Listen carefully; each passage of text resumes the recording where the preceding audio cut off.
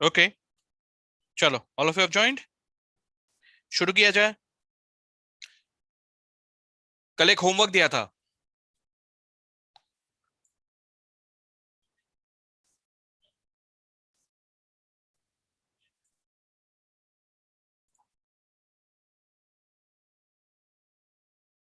अच्छा, just a minute, I will also send YouTube link. Wait, ये YouTube link भी send कर देता हूँ ग्रुप में, ताकि किसी को अगर यूट्यूब से ज्वाइन करना हो तो वहां से भी कर सकते हैं।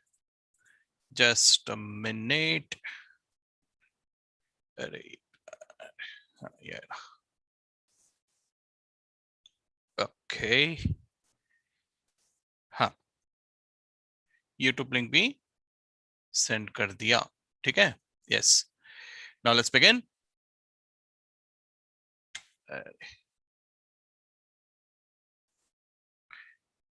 हाँ जी। So good morning all of you. हम लोग कल मैन्युफैक्चरिंग कंसर्न्स का फाइनल अकाउंट्स शुरू कर चुके थे, right? And now we are gonna continue. बराबर। तो मैन्युफैक्चरिंग कंसर्न्स का इलिस्ट्रेशन नंबर 2 मैंने आपको ट्राई करने के लिए कहा था घर पे। So did everyone try illustration number 2? कोशिश किया सबने? ओके। आ गया कि कोई दिक्कत आई? कल हम लोगों ने काफी कुछ डिस्कस किया था। It was question number 2 was only about manufacturing account. तो मैन्युफैक्चरिंग अकाउंट में के डेबिट क्रेडिट में आपको लिखना था बस। अब ये हम लोगों ने कल ही डिस्कस कर लिया था कि क्या क्या चीजें डेबिट और क्रेडिट में आते हैं। Now the point is, what we discussed is the main thing, कि क्या आता है, क्या नहीं आता है, कैसे लिखा जाता है, क्या किया जाता है। अगर मैं अकाउंट की बात करूं तो there are an number of accounts भाई। There are an number of accounts. ठीक है। Specially with direct expenses and production overheads, हो सकता है कि वो हमें अकाउंट का नाम अलग अलग दे। जैसे इस क्वेश्चन में आप दिख रहे हैं कि वहां पे आपको हायर चार्जेस नाम से कुछ दिया हुआ है। तो वो नाम पढ़ के आपको सबसे पहले ये समझना होगा कि भैया ये नाम क्या है, ये क्या हो सकता है। तो दैट इज द रीजन मैंने आप लोगों को एक लिस्ट नहीं दिया कि भैया ये ऐसा ऐसा होते हैं, ये चीजें याद करके जाना।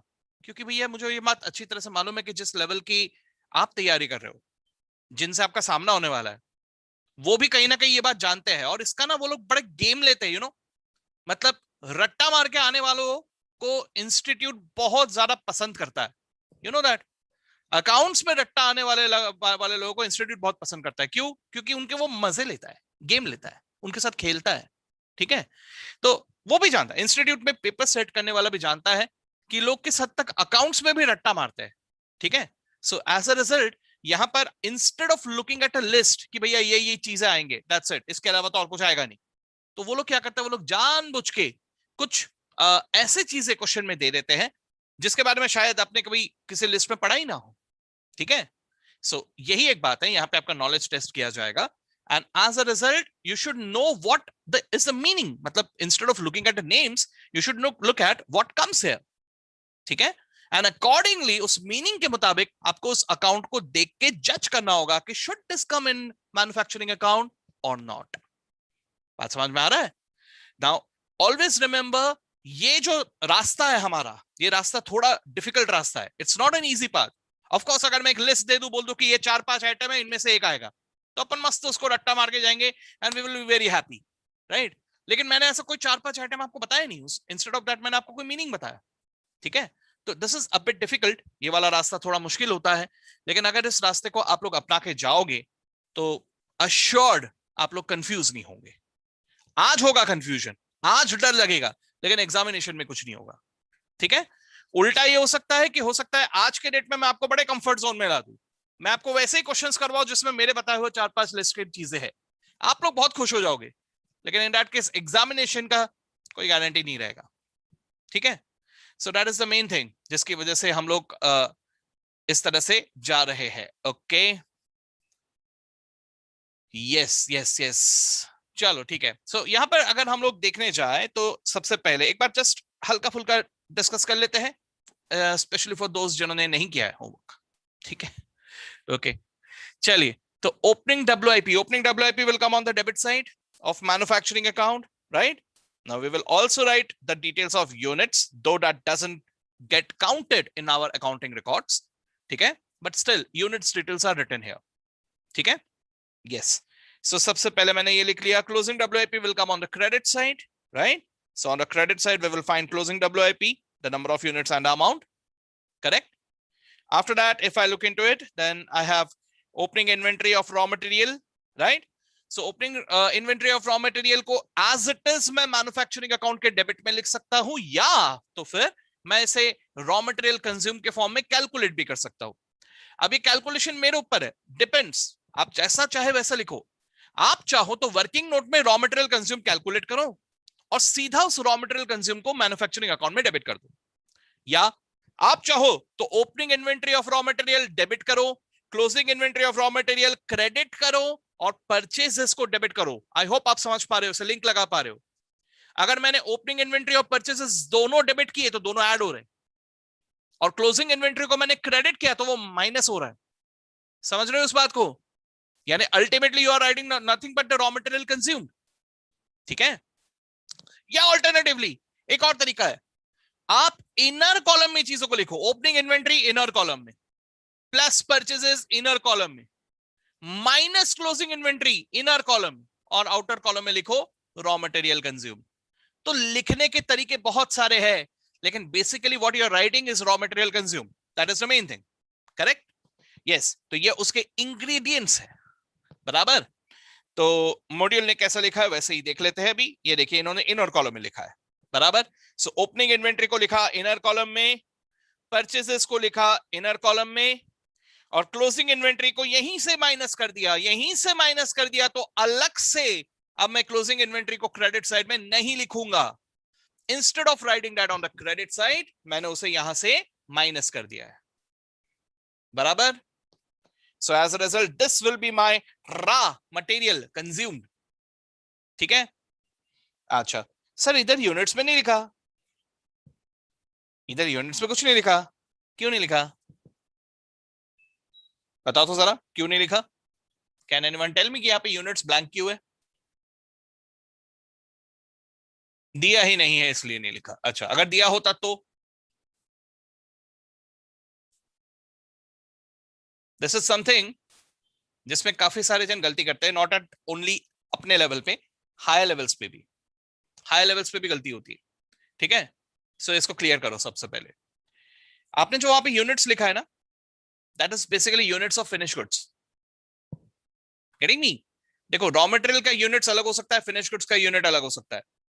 WIP वैसे इन बिटवीन है, उसके भी यूनिट्स अलग हो सकते हैं, लेकिन जनरली स्पीकिंग WIP यानी प्रोसेसिंग शुरू हो चुका है, कंप्लीट नहीं हुआ, तो कंप्लीट होने तक मोस्टली वो उतने यूनिट्स रहेंगे, ऐसा बोला जा सकता है. WIP को लेके इट्स डिपेंड्स, बोल नहीं सकते पूरी तरह से. But raw material and finish goods, is it necessary that अगर मैंने 10,000 यूनिट्स ऑफ रॉ मटेरियल में प्रोसेसिंग शुरू किया तो I will get exact 10,000 units of output?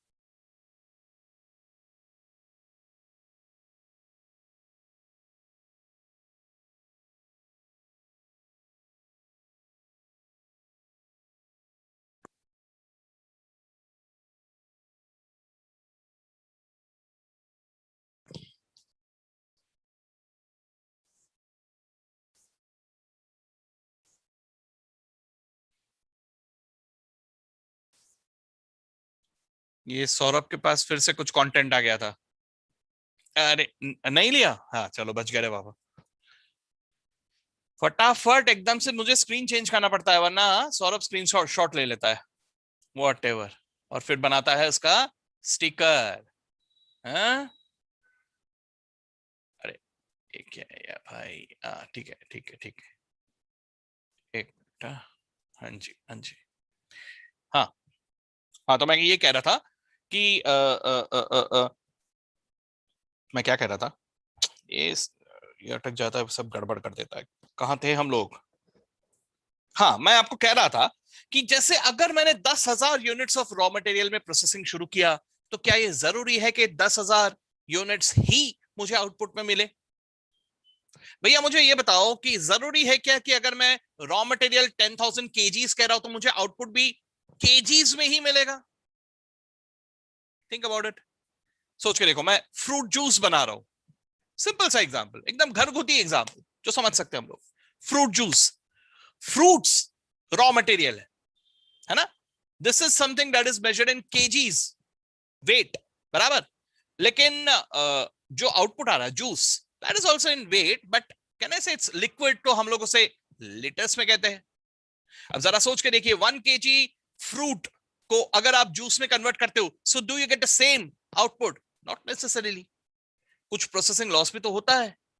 So the point is that the input and the output in दोनों का ratio need not always be 1:1. It can be something different. It can be 2:1. 2 units of input will give me 1 unit of output. It can be 5:1. 5 units of input will give me 1 unit of output. उल्टा भी हो सकता है, 1 unit of input will give me 2 units of output. Depends. जैसे for example, हम लोगों ने एक प्लाईवुड का शीट खरीदा, plywood sheet, that plywood sheet is 1, एक सिंगल शीट है। लेकिन इस प्लाईवुड शीट को काट के सपोज मैं 2 तरह के फर्नीचर के पीसेस बना पा रहा हूं, जैसे मैं एक छोटे स्टूल बना रहा हूं या एनीथिंग लाइक दैट, ठीक है, तो 2 बन रहे हैं, 4 बन रहे हैं, यानी एक रॉ मटेरियल, एक प्लाईवुड शीट से 4 स्टूल बन जा रहे हैं। ऐसा भी तो हो सकता है। So try to understand, not necessarily input के क्वांटिटी एंड आउटपुट का quantity will match. So as a result, अगर मुझे रॉ मटेरियल का यूनिट्स दिया रहे तो क्या मैं उसे एज इट इज लिख दूं? That is the problem, it may not match. Getting me? क्योंकि मैं जो वहां पे यूनिट्स का डिटेल लिख रहा हूं, that is of the units manufactured, यानी I am writing the details of the finish goods, I am manufacturing the finish goods. ठीक है, सो अगर रॉ मटेरियल की यूनिट्स दिए हुए रहे तो भी वहां पर लिखना कि नहीं लिखना, that is a debatable point. If I assume that my input output ratio is 1:1, then okay, you write it, ठीक है। लेकिन अगर क्वेश्चन में कहीं पे ये इनपुट आउटपुट रेशियो के बारे में कुछ अलग दिया रहा तो आंसर माइट चेंज, ठीक है। फिलहाल एट दिस लेवल आपको इस एरिया में नहीं घुमाया जाता, जो मैंने आपको अभी कहा, इस एरिया में आपको एट दिस लेवल कंफ्यूज नहीं किया जाता। But let me tell you one thing, right now you are at the base, you are at the foundation level, यहां से आपकी शुरुआत हुई है। ये मत समझ लेना कि फाउंडेशन क्लियर कर लिया तो चलो खत्म यार, जैसा बचपन में नहीं होता था यार, अगर सिक्स अगर पास कर गए 7th में गए तो 6th की किताबों को टाटा बाबा है, भूल जा, अब नहीं मालूम, मेरे को देखना ही नहीं है। ऐसा यहां नहीं चलता भैया, ये याद रखना कि यहां जो भी पढ़ रहे हो ये सब कुछ काम में आएगा आगे चल के, एवरीथिंग, इंटरमीडिएट लेवल पे भी, फाइनल लेवल पे भी। इन पास्ट ऐसा हो चुका है कि फाइनल में जो क्वेश्चंस आए that was basically in syllabus of foundation. ऐसा हो चुका है, ऐसा बार बार हो सकता है, ठीक है। तो ये बात को लेकर पहले से प्रिपेयर्ड रहना। तो यहां पे हम लोग एक बेस देख रहे हैं, आप लोग इसको आगे चल के भी देखोगे, ये जो कॉम्प्लिकेटेड कैलकुलेशंस है ये आप लोग आगे चल के फेस करोगे, लेकिन उसका बेस, उसका ओरिजिन यहीं पे है, ठीक है। सो ये बात अच्छी तरह से दिमाग में रखते हुए आगे बढ़ना कि भैया मैन्युफैक्चरिंग अकाउंट में जो यूनिट्स का कॉलम होता है वो होता है फिनिश गुड्स का units, not of raw material units, ठीक है। देखो आप बोलोगे कि सर डब्ल्यूआईपी के यूनिट्स तो लिखे हैं, हाँ बिल्कुल, डब्ल्यूआईपी के जो यूनिट्स लिखे हैं उसमें अजम्पशन यही है कि it is same as the finish goods unit. देखो वो डिपेंड करता है ना, अगर डब्ल्यूआईपी एक सफिशिएंट प्रोसेस हो चुका है, एक अच्छा खासा प्रोसेस हो गया, जैसे 100% नहीं हुआ, 100% होता तो वो फिनिश गुड्स ही होता, लेकिन मान लो 70% प्रोसेस हो गया, 80% प्रोसेस हो गया, so you know by assurance कि यार इतने ही यूनिट्स बन रहे हैं। At that time, you can take the WIP units as equal to the finished good units. But yes, it depends. मान लो कि अगर 20% ही सिर्फ प्रोसेसिंग हुआ है तो जरूरी नहीं है again that the WIP units will match with the finished goods units. But yes, if nothing is given, then we will assume that WIP units are same as finished goods units. ठीक है, चलो बहुत प्रवचन दे दिया, आगे बढ़ते हैं, ठीक है।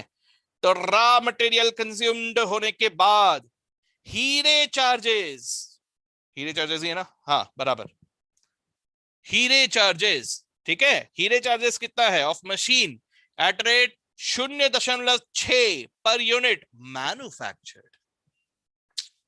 मतलब कोई तुम्हें मशीन के लिए अपन हायर चार्जेस दे रहे हैं, मतलब हायर पे, सॉरी हीरे पे लिया हुआ है ना, हीरे पे लिया हुआ है तो बदले में अपने को चार्जेस देने पड़ रहे हैं। तो कितना देना पड़ रहा है? तो भैया मशीन देने वाले ने कहा मेरे को फिक्स्ड अमाउंट नहीं चाहिए, मेरे को चाहिए 0.6 पर यूनिट जो तूने मेरे मशीन से बनाया।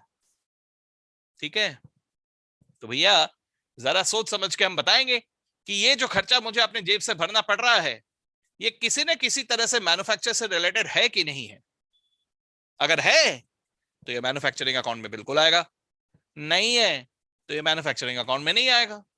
As simple as that. So this is the question that you should ask, always you should ask this question. ठीक है, तो यहां पर यूनिट मैन्युफैक्चर्ड क्या लगता है, मैन्युफैक्चर से रिलेटेड है कि नहीं है?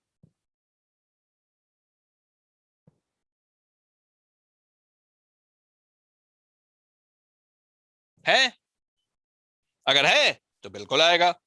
ठीक है, बट इसको कैसे दिया है, देखो यहाँ पे अमाउंट कॉलम में ब्लैंक है, कुछ दिया ही नहीं है, है ना। लेकिन ऐसा दिया है ना 0.6 पर यूनिट मैन्युफैक्चर, तो यूनिट्स मैन्युफैक्चर देखना होगा, वो ये दिया है यहां। ठीक है, यूनिट्स मैन्युफैक्चर का इंफॉर्मेशन यहां दिया है। Okay, so what it will be 5 lakh units into 0.6 बराबर ये रहा डायरेक्ट एक्सपेंसेस। इसको वर्किंग नोट पे इन्होंने कैलकुलेट करके बताया है, ये देखिए यहाँ पे 5 लाख यूनिट्स इंटू 0.6, 3 लाख रुपए बराबर। इसको कहां लिखा, यहां लिखा है। ठीक है, हायर चार्जेस ऑफ मशीन।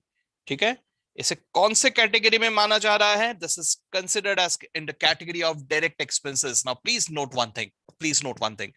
आप में से बहुत सारे जनों को ये देखने के बाद एक कंफ्यूजन आएगा कि सर हमको भी ऐसे हेडिंग देने पड़ेंगे क्या, मतलब रॉ मटेरियल कंज्यूम के बाद डायरेक्ट वेजेस तक तो ठीक है, इतना तो जम जाता है सर, डायरेक्ट वेजेस तो जम जाता है, लेकिन ये इधर ऐसा लिखना पड़ेगा क्या कि डायरेक्ट एक्सपेंस कौन सा है और इनडायरेक्ट एक्सपेंस कौन सा है, क्या ये भी आइडेंटिफाई करके बताना होगा?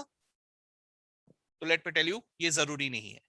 ठीक है, यहां पे आपको मैन्युफैक्चरिंग अकाउंट में डेबिट करना जरूरी है, लेकिन कौन से हेडिंग में आएगा ये लिखना जरूरी नहीं है। हाँ, बट अगर आप श्योर हो और अगर आप लिख के आते हो तो वो definitely will add to the value.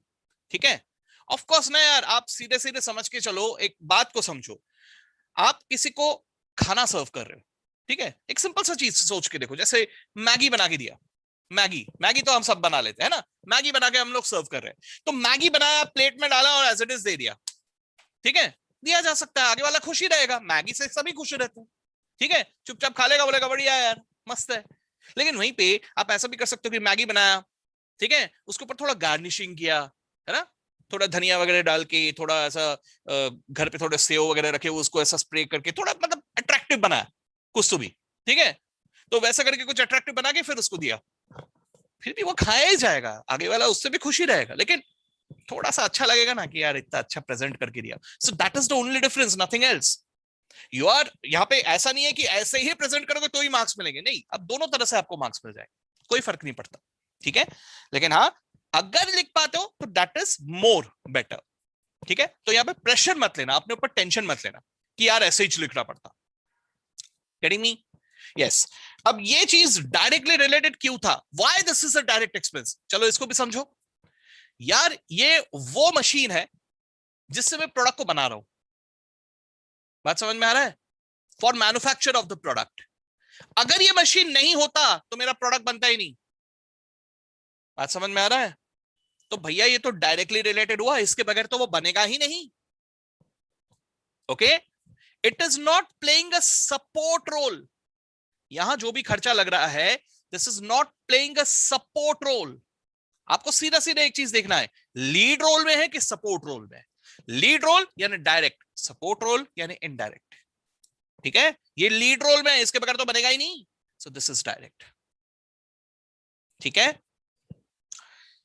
चलो भैया आगे बढ़ते हैं। उसके आगे क्या है, उसके आगे है हीरे चार्जेस ऑफ फैक्ट्री। फैक्ट्री भी है, बिल्कुल है। ठीक है, तो फैक्ट्री भी हम लोगों ने किराए पे लेके रखा हुआ है, उसका भी मुझे चार्जेस भरना है। ठीक है, but try to understand one more thing, एक और बात बता दूं डायरेक्ट और इनडायरेक्ट का भेदभाव करने के लिए। ठीक है, मतलब ये लीड रोल और सपोर्टिंग रोल बोलने के लिए अच्छा है, लेकिन फिर भी समझने में कई बार दिक्कत हो जाती है। ठीक है, तो मैं आपको एग्जैक्टली बता देता हूं कि क्या होता है।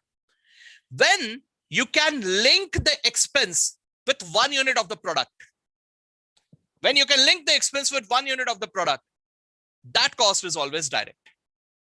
But if you don't know, if you cannot link the expense with 1 unit of the product, then in that case it is indirect. Example बताता हूं आपको, ठीक है? चलो मैं यहाँ पे आपको पढ़ा रहा हूं, ओके?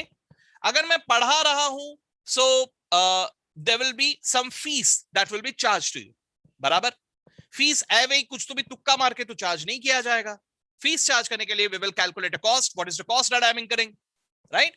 चलिए, one of the cost is book that was given to you, okay? इस बुक की कॉस्ट को मैं कहूंगा डायरेक्ट। क्यों? यार मुझे मालूम है कि एक स्टूडेंट के लिए कितना खर्चा लगा, I can directly link with it. ये जो एक्सपेंस है, आई कैन इजीली आइडेंटिफाई कि for one student how much is the cost, I can easily identify, charge कर दूंगा मैं, ठीक है? अब यहां मुझे सोचना होगा about like internet charges. Internet consumption हो रहा है, अभी हम लोग तो इंटरनेट पे ही पढ़ रहे हैं, ठीक है? अब आपको भी लग रहा है, लेकिन मुझे भी लग रहा है, मुझे अच्छा खासा हाई स्पीड इंटरनेट का बंदोबस्त करना पड़ता है ताकि एक स्मूथ स्ट्रीमिंग हो, बराबर? तो ये जो चार्जेस मैं भर रहा हूं, इंटरनेट चार्जेस, ऑफ कोर्स यार बिजनेस में जब आप हो तो आप हर खर्चे को अपने कस्टमर से रिकवर करते हो, right?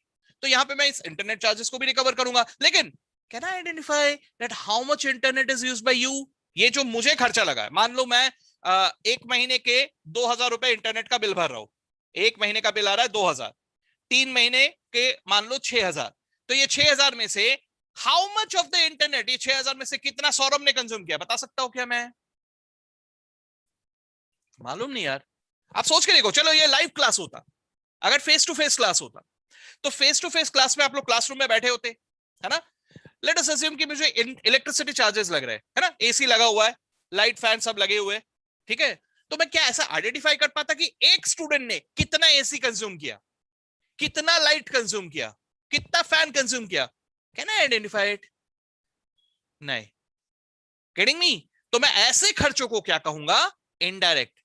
I can not link it, मेरे को डायरेक्ट कोई रिलेशन नजर ही नहीं आ रहा। Getting me?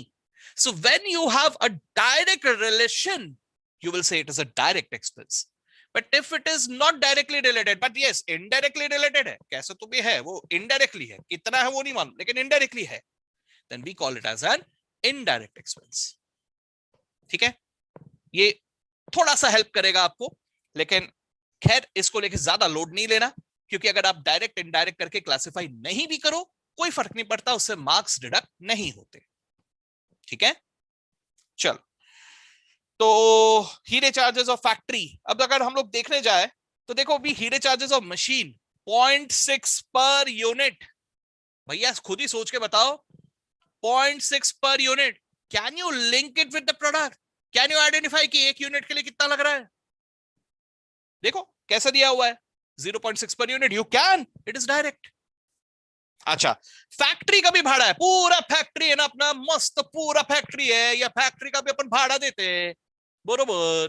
तो ये फैक्ट्री का भाड़ा एक यूनिट के लिए कितना होगा? मान लो 30,000 रुपए per month is the rent, तो 30,000 रुपए पर मंथ यहाँ पे तो दिया है वैसे, लेकिन जो भी है वो कितना चार्ज करेंगे अपन एक यूनिट के लिए? वो पूरे भाड़े में से एक यूनिट का कितना? Can you link it? Can you identify for one unit कितना? आई थिंक इट्स डिफिकल्ट, है ना? सो इसे हम लोग क्या कहेंगे? इनडायरेक्ट, बराबर?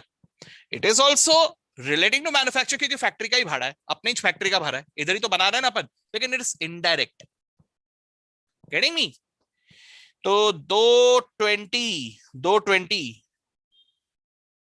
220 को ये हमने यहां लिख दिया, ठीक है? कहां लिखा? इनडायरेक्ट एक्सपेंस में, ठीक छे? ओके। उसके बाद direct wages 0.8 per unit manufactured and 0.4 per unit of the closing WIP, ठीक है? ऑब्वियसली ना, जो लेबर का काम है वो जिन यूनिट्स में अभी काम शुरू हुआ और पूरा प्रोसेसिंग अभी हो रहा, उस पर ज्यादा चार्जेस लगेगा, है ना? लेकिन जो सेमी फिनिश्ड था, ऑलरेडी कुछ हद तक काम हो चुका था, उसमें थोड़ा सा ही काम बाकी है, तो उसके चार्जेस अलग दिए हमको। समझे बात को? तो वही चीज यहां पर हो रहा है, आपको यहाँ पे दो अलग अलग कैलकुलेशन करना है। तो इट इज 0.8 इंटू 5 लाख, और क्लोजिंग WIP देखो अपने को ऊपर दिया हुआ था 12,000 इंटू 0.4, बराबर? यहाँ पे वर्किंग नोट ऑलरेडी बनाया हुआ है, आप लोगों ने किया भी हुआ है। 0.8 इंटू 5 लाख और 4 इंटू 12,000, ये सब मिला के इतना आ गया। ठीक है, तो ये आ गया हमारा डायरेक्ट वेगेज। ठीक है, डेबिट साइड हो गया पूरा। एक बच गया शायद, पूरा नहीं पढ़ा अपन ने, देख लेते हैं। हाँ, ये repairs and maintenance, yes, repairs and maintenance 1,80,000, इसको भी कर देंगे डेबिट। अच्छा, इसमें ना एक बात यहाँ पे एज्यूम किया जा रहा है, ठीक है, वैसे प्लेसमेंट के मुताबिक भी है कि यहाँ पे एज्यूम ऐसे किया जा रहा है कि this is repairs and maintenance of something assets belonging to the factory. ठीक है, क्योंकि रिपेयर्स एंड मेंटेनेंस कहीं पे भी लग सकता है यार, मेरा ऑफिस है या मेरा सेल्स डिपार्टमेंट है, उधर भी कुछ मशीन्स है, उधर भी तो रिपेयर्स एंड मेंटेनेंस हो सकता है। Isn't that possible? यार मेरा डिलीवरी वैन का रिपेयर्स एंड मेंटेनेंस है, नहीं हो सकता? ये भी तो हो सकता है ना। अगर ऐसा है, अगर डिलीवरी वैन का मेंटेनेंस है, तो क्या इसे आप मैन्युफैक्चरिंग अकाउंट में लिखेंगे? सोच के देखना। हम एक ऐसा बिजनेस में है जहां पे हमें नॉर्मली डिलीवरी वगैरह करने पड़ते हैं, तो हमने एक पूरा डिलीवरी वैन खरीद के रखा हुआ है, उसका मेंटेनेंस है, तो वो मैन्युफैक्चरिंग अकाउंट में नहीं आएगा। ठीक है, ये याद रखो सब लोग। अभी अभी आप लोग एकदम साधारण लेवल पे नहीं हो, you are at a professional level. ठीक है, there are different levels of study. When you are at a professional level, you have to develop your minds, आपको अपना दिमाग को डेवलप करना होता है। Don't be dependent on any kind of format on anything, आपको सोच के आंसर आना चाहिए। तो आप लोगों को यहाँ पे सिर्फ सोचना है कि यार डिलीवरी वैन की अगर मैं बात करूं, I am talking about sales, I am not talking about manufacture, तो ये जाहिर सी बात है मेरे मैन्युफैक्चरिंग अकाउंट में नहीं आएगा। ठीक है, anything relating to administration, anything relating to sales, anything related to distribution, ये सब चीजें यहां नहीं आएंगे, या जाएंगे सीधा पीएनएल में। ठीक है, this will not come in manufacture. Okay sir, trading में नहीं आएगा ट्रेडिंग अकाउंट? ट्रेडिंग अकाउंट में सिर्फ हम फिनिश गुड्स की बात करते हैं, और फिनिश गुड्स का मैन्युफैक्चरिंग कॉस्ट हम यहां कैलकुलेट कर रहे हैं। यहां से जो भी आउटपुट है that will go to trading account. ठीक है, लेकिन एडमिन, सेल्स, मार्केटिंग, डिस्ट्रीब्यूशन, ये सब से रिलेटेड जो भी खर्चे हैं और बाकी के चीजें जैसे लॉस बाय फायर, ये वो कुछ अगर अलग हो गया, तो ये सब चीजें भी जाएंगे पी एंड एल में। ठीक है, चलो ठीक है, ये हो गया। आगे आगे आगे अब क्या होगा? हाँ, ये सब हो गया, दैट्स इट, ऑल डन। तो क्लोजिंग डब्ल्यूआईपी तो हमने लिख ही लिया था। अब ये जो बैलेंसिंग फिगर है, देखो यूनिट्स कॉलम में अब हमने लिखा है, अब हमने लिखा है। ठीक है, this is units manufactured, this is finish goods, तो फिनिश गुड्स के बारे में लिखा है। And this is the balancing figure, ये जो दिख रहा है ना, this is balancing figure, this will be transferred to your trading account. अब यहाँ पे एक चीज बता दूं, यहाँ पे देखो ट्रेडिंग अकाउंट कैसा दिखेगा आपका। ट्रेडिंग अकाउंट में there will be already existing opening stock of finished goods। ठीक है, उसके अलावा आपने यहां पे लिखना है ये यहां से आएगा। ठीक है, कॉस्ट ऑफ गुड्स मैन्युफैक्चर्ड। ठीक है, तो ये यहां पे आ जाएगा 19 बराबर। फिर आप यहां पे सेल्स भी लिखोगे और यहां पे क्लोजिंग स्टॉक भी लिखोगे। Please note, when you combine these, when you adjust all these, so you get the cost of goods sold, you get the cost of goods sold. When this cost of goods sold gets compared to the sales, then you get the profit. Okay, ये trading में होगा, लेकिन उसके पहले का सब कुछ manufacturing account में। ठीक है, आई होप दैट हेल्प्ड। अब हम लोग आ जाते हैं इलस्ट्रेशन नंबर 3 पे। ठीक है, all of you okay?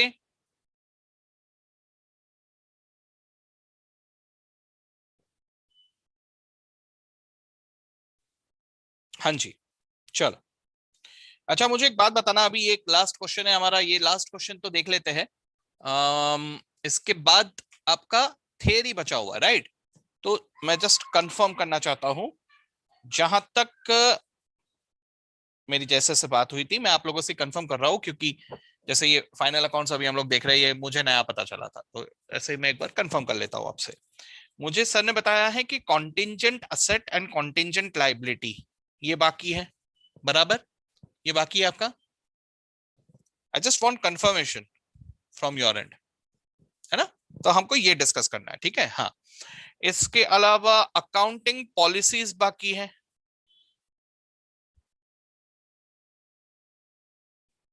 Theory, अच्छा, accounting as a measurement discipline,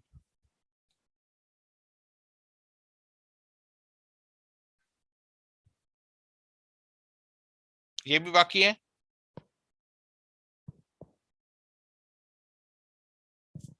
अच्छा, इसके अलावा intro to AS and IAS, आपको एएस एंड आईएएस अभी है नहीं, this is not in your syllabus, but एक इंट्रो है, ठीक है?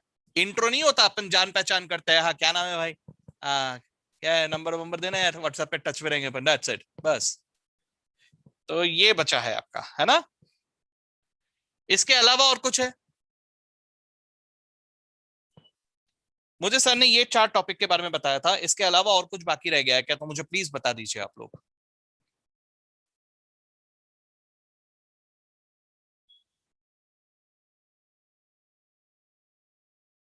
ठीक है, तो यही 4 हमारे बाकी है ना? ढोलू बोलू टॉपिक्स है सारे के सारे, ठीक है? ढोलू बोलू टॉपिक्स, ये तो फटाफट हो जाएगा, नॉट अ बिग डील, ठीक है? इसके अलावा ये भी फटाफट हो जाएगा क्योंकि जस्ट एक इंट्रो है, ज्यादा कुछ है नहीं। एएस आज सच बहुत भारी है, एएस एंड आईएएस बहुत भारी टॉपिक है, ठीक है? लेकिन अभी आप लोगों को जस्ट इंट्रो लेवल पे, कुछ खास नहीं है, तो ये दोनों टॉपिक तो हमारे हल्के फुल्के टॉपिक है, फटाफट हो जाएंगे। Accounting policies and accounting as a measurement discipline, this depends, ये कंप्लीटली डिपेंड करता है, ठीक है? कंप्लीटली डिपेंड करता है मतलब, यहां पर मैं ये सोचता हूं, ऐसा मैं समझता हूं कि बताते वक्त अगर मैं आपको ये सिखा रहा हूं, तो अगर मैं काफी भावुक हो गया, मैं काफी इमोशनल हो गया, तो मैं इसके बारे में आपको बहुत कुछ बोल सकता हूं। इतना कुछ है कि मैं एक लेक्चर तो क्या 3-4 लेक्चर भी खींच सकता हूं, इतना कुछ बताने लायक है, ठीक है? और अगर मैं चाहूं तो वहां पे अपने आप को रेस्ट्रिक्ट करके सिर्फ कुछ कुछ बातें जो रेलेवेंट है वो भी बता सकता हूं, ठीक है? तो ये 2 टॉपिक ऐसे टॉपिक है, लेकिन वक्त की अहमियत को देखते हुए मैं यहां पर भावुक नहीं होऊंगा, ठीक है? आई वोंट गेट इमोशनल, इसलिए यहां पर एग्जामिनेशन पॉइंट ऑफ व्यू से जितना रेलेवेंट है, यहां पे मैं उतना ही आपको बताऊंगा in accounting policies and measurement discipline. Measurement discipline में ना बहुत कुछ लिखा हुआ है, मॉड्यूल में पढ़ोगे तो बहुत कुछ लिखा है, लेकिन काम का सिर्फ कुछ पार्ट है बस, वो वाला पार्ट ही काम का है जिसमें एग्जामिनेशन में क्वेश्चन पूछा जा सकता है, पूछा जाएगा ऐसा गारंटी नहीं है वहां, ठीक है? लेकिन अगर आएगा तो उसी पार्ट से आएगा, बाकी का पूरा जो मॉड्यूल में लिखा हुआ है उसमें से नहीं पूछते कुछ। तो ऐसे ही कुछ रेलेवेंट एरियाज को मैं डिस्कस कर लूंगा, ठीक है? चलो ठीक है, तो आज हम लोग सबसे पहले तो इस क्वेश्चन को देख लेते हैं, ठीक है? अगर what is the time now, अच्छा ठीक है टाइम है, अगर रीजनेबल टाइम हमारे पास बचता है ना, तो इनमें से कोई एक टॉपिक आज शुरू कर देंगे अपन, शुरू करके खत्म कर देंगे, कोई एक टॉपिक, छोटा टॉपिक, जैसे कॉन्टिंजेंट एसेट्स एंड लायबिलिटीज, शुरू करके खत्म भी कर देंगे, ठीक है? तो कल हमारा आखिरी दिन होगा, tomorrow will be the last day, ठीक है? आज 25 तारीख है, राइट? Today is 25th। तो मैंने ये टारगेट किया था कि किसी भी तरह से 24 के पहले खत्म कर दूं, लेकिन ये मैन्युफैक्चरिंग वाला एक एडिशनल आ गया। अगर ये कल नहीं रहता तो आप इमेजिन करो, कल हमारा ये थियरी शुरू हो चुका होता, कल के कल हम लोग इसको खत्म कर चुके होते, ठीक है? तो बराबर हमारा ये हो चुका होता, लेकिन अब ठीक है, जैसा है वैसा है, अभी हम लोग इसको कंटिन्यू कर लेते हैं, ठीक है भैया? यस। सो आ जाते हैं इलस्ट्रेशन नंबर 3 पे।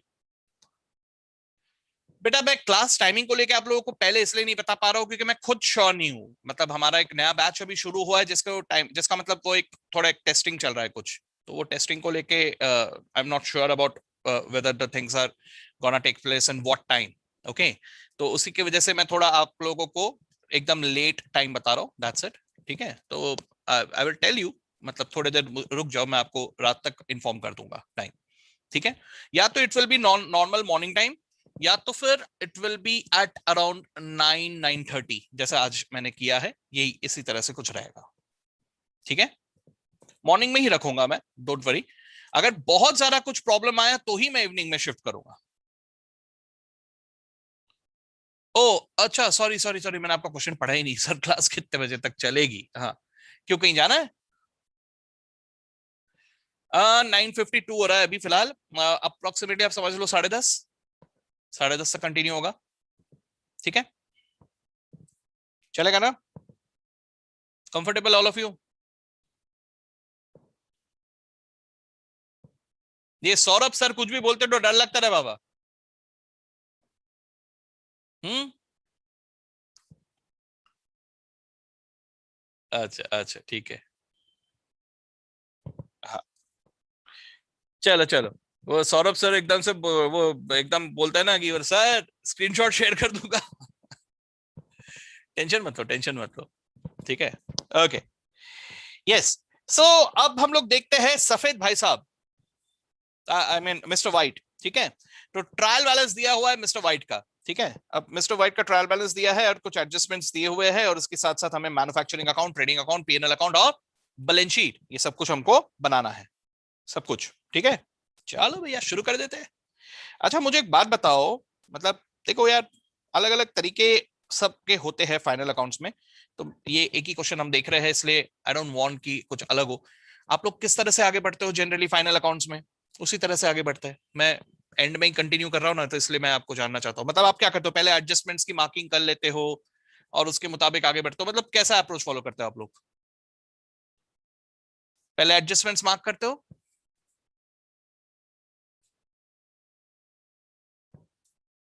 ओके, एडजस्टमेंट्स मार्क कर लेते हो और उसके मुताबिक फिर एक एक चीजें करके आगे बढ़ते हो। एंड चलो ठीक है, वैसे ही देखते हैं हम लोग। सबसे पहले हमें एडिशनल इंफॉर्मेशन में दिख रहा है क्लोजिंग स्टॉक। ठीक है, ये है हमार closing stock, raw material, finish goods और सेमी फिनिश गुड्स, इन सब का क्लोजिंग स्टॉक दिया हुआ है। इसके लिए किसी चीज को मार्क करने की जरूरत ना ही है। ठीक है, चलो ठीक है, इससे मुझे ये पता चल गया कि परचेजेस जो ट्रायल बैलेंस में अपीयर कर रहा है वो एडजस्टेड परचेज नहीं है। ठीक है, हाँ चलो, उसके बाद सैलरीज एंड वेजेस अनपेड। ठीक है, फॉर मार्च रेस्पेक्टिवली 900 एंड 200। ठीक है, इनको मार्क करके रख लेते हैं, वेजेस, सैलरीज।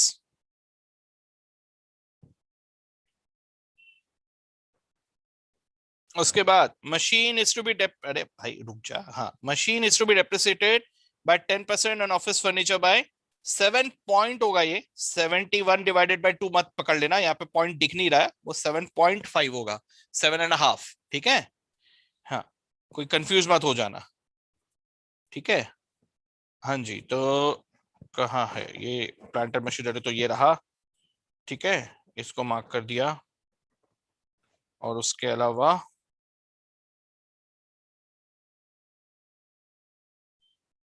ऑफिस फर्नीचर, अरे नीचे जा भाई, क्या हो रहा है, हाँ ये रहा ऑफिस फर्नीचर।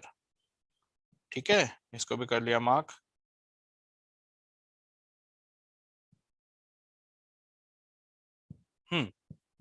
उसके बाद provision for doubtful debts is to be maintain at 1% of sales. ठीक है, प्रोविजन फॉर डाउटफुल डेब्ट्स अगर है, then in that case what I will mark is of course debtors, और यहाँ पे प्रोविजन फॉर डाउटफुल डेब्ट्स है actually, तो इसी को मैं मार्क कर लेता हूँ।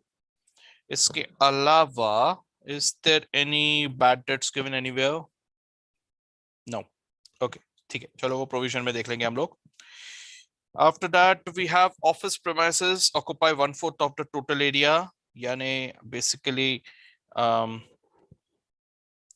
अगर ऑफिस रेंट के बारे में कहीं पे दिया हो तो हमें उसको मार्क करके रखना है। एरिया वाइज अगर कह रहे हैं तो दैट इज अबाउट रेंट, कहाँ है भाई?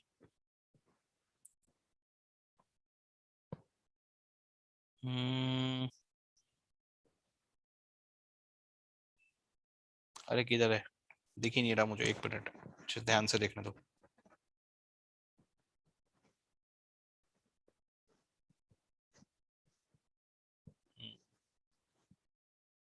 हाँ ये रहा, ये रहा। ठीक है, हाँ, नेक्स्ट पेज में था, मैं पहले पेज में देख रहा था। चल ठीक है, अरे भाई रुक जा, हाँ, तो ये हुआ ऑफिस प्रीमाइसेस के बारे में। उसके बाद lighting is to be charge as 2/3 to factory and 1/3 to office. ठीक है, लाइटिंग, ये रहा लाइटिंग। ठीक है, और बस इतना ही है। ठीक है, हाँ मैंने आपके मैसेज भी नहीं देखे, उधर भी नहीं देखा, ठीक है। चलो भैया, मार्क कर लिए सर। अब एक एक करके शुरू करने का है ना। चलो, क्या बोलना, मतलब मॉड्यूल के सॉल्यूशन से देख लेते हैं, जल्दी हो जाएगा। ठीक है, मतलब लिखते नहीं है अभी, फाइनल अकाउंट्स का आपका सफिशिएंट प्रैक्टिस हो गया होगा, तो मेरे ख्याल से अभी एक ही है, तो हम लोग सिर्फ देख लेते हैं अभी कि लिखना है।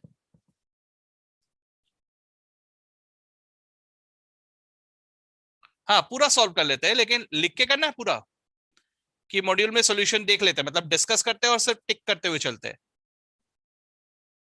हाँ उससे टाइम बच जाएगा, अगर वो टाइम बचा ले तो शायद आज ही अपन कॉन्टिजेंट एसेट एंड लायबिलिटी खत्म कर लेते हैं। ठीक है, हाँ चलो, तो मॉड्यूल से देख लेते हैं हम लोग और टिक करते हुए चलते हैं, लेकिन उसके पहले डिस्कस करेंगे सब चीजें, है ना। चलो लेट्स सी। तो सर्वप्रथम हमें ट्रायल बैलेंस में नजर आ रहा है ओपनिंग स्टॉकम, ओपनिंग स्टॉकम ऑफ रॉ मटेरियलम, डब्ल्यूआईपीएम और फिनिश गुड्सम, करेक्टम। अच्छा चलो ठीक है, ठीक है। हाँ। तो ओपनिंग स्टॉक एक एक करके देखेंगे। सबसे पहली बात, अगर मैं opening stock of raw material की बात करता हूं, ये जाएगा मेरे मैन्युफैक्चरिंग अकाउंट में, और मैन्युफैक्चरिंग अकाउंट में I will consider that while calculating the raw material consumed, बरोबर। उसके बाद देखो, मैं यहां पे प्रेफर करता हूं, मैं आप लोगों को सिर्फ अपना ओपिनियन बता रहा हूं, मैं प्रेफर करता हूं कि raw material consume working note में बना लेते हैं। वर्किंग नोट पे बना के जो भी फाइनल आंसर आया उसको हम लोग यहां पर मैन्युफैक्चरिंग अकाउंट में डेबिट करो, ऐसा मेरा पर्सनल ओपिनियन है। मॉड्यूल में अभी अभी आपने देखा कि ये इनर कॉलम में लिख के कर रहे हैं, ठीक है। मैं वर्किंग नोट पे इसलिए प्रेफर करता हूं क्योंकि कैसा रहता पता है क्या, एग्जामिनेशन में कोई भरोसा नहीं रहता, मतलब अपन कितना भी पढ़ के जाओ, कितना भी प्रैक्टिस करके जाओ, एग्जामिनेशन में कभी कभार टेंशन आता है ना, टेंशन के मारे कुछ कुछ गड़बड़ हो जाते हैं। तो अगर होता है तो वर्किंग नोट में होने दो, फेयर आंसर जितना हो सकता है उतना नीट एंड क्लीन रहने दो, ठीक है। इसलिए बेहतर यही होगा कि आप वर्किंग नोट में बनाओ, जितने कैलकुलेशन आएंगे सर वर्किंग नोट में बनाना, फाइनल रिजल्ट इधर लिखना मेन आंसर में, ठीक है, ताकि आपका मेन आंसर जितना हो सके उतना नीट दिखे। ओके, चलो what ever, it's your choice. WIP opening, WIP भी मैन्युफैक्चरिंग अकाउंट के डेबिट पाएगा, लेकिन फिनिश गुड्स का ओपनिंग स्टॉक कहा जाएगा, ट्रेडिंग अकाउंट के डेबिट साइड में, बराबर। चलो एक बार आंसर से इन चीजों को मैच कर लेते, देखिए opening stock of raw material इधर लिखा, उसमें और भी एडजस्टमेंट है, ओपनिंग स्टॉक ऑफ डब्ल्यूआईपी को भी इधर लिखा, और opening stock of finish goods यहां लिखा, कहा, इन माय ट्रेडिंग अकाउंट, बरोबर, सही है।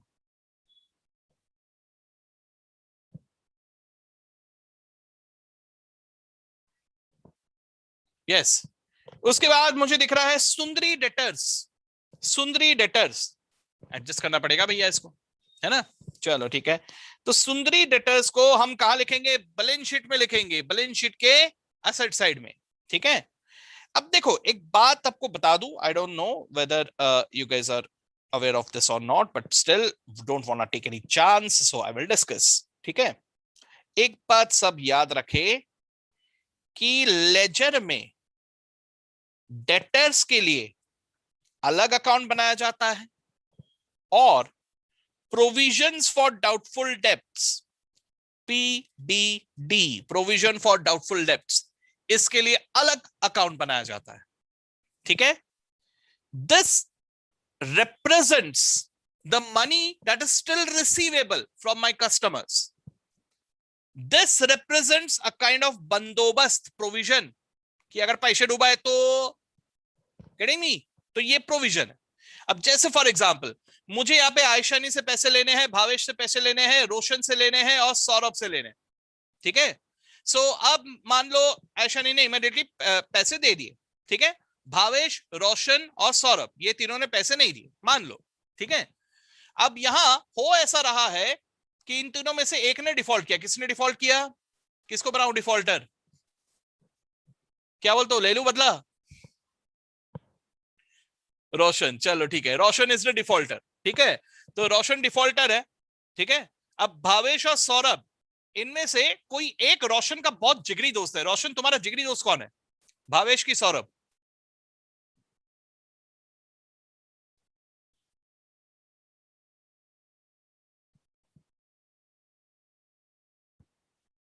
अच्छा पता नहीं सर, चलो किसी एक को एज्यूम कर लेते हैं, सपोज भावेश है, ठीक है। भावेश बड़ा जिगरी दोस्त है रोशन का।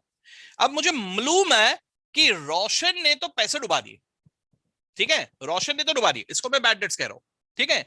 भावेश और सौरभ दोनों अभी कतार में लाइन में लगे हुए, ठीक है, इन्होंने डुबाए नहीं अभी तक, पैसे डुबाए नहीं। लेकिन मुझे शक हो रहा है, मुझे शक हो रहा है कि यार ये भावेश जो है ना, ये रोशन का ही दोस्त है यार, एकदम जिगरी दोस्त है एकदम। तो अगर ये जिगरी दोस्त है, इसने पैसे डूबा है, ये भी डूबा है, तो अभी डुबाया नहीं, ही डिडंट मतलब मेरा कोई लॉस नहीं हुआ अभी तक, he didn't make any default, but still मुझे शक हो रहा है। तो शक हो रहा है, तो उसके लिए हम अकाउंटिंग भाषा में क्रिएट कर लेते हैं प्रोविजन। पहले से बंदोबस्त रखो भैया, अगर डुबाए तो। Kidding me? तो यहां पर I am creating a provision for doubtful debts. This is like profit set aside, मैं अलग से रख दे रहा हूं, थोड़ा सा पैसा अलग से ऐसे ही रख दे रहा हूं कि अगर ये हुआ तो मेरे पास पैसे पहले से रहेंगे रे बाबा। Getting me?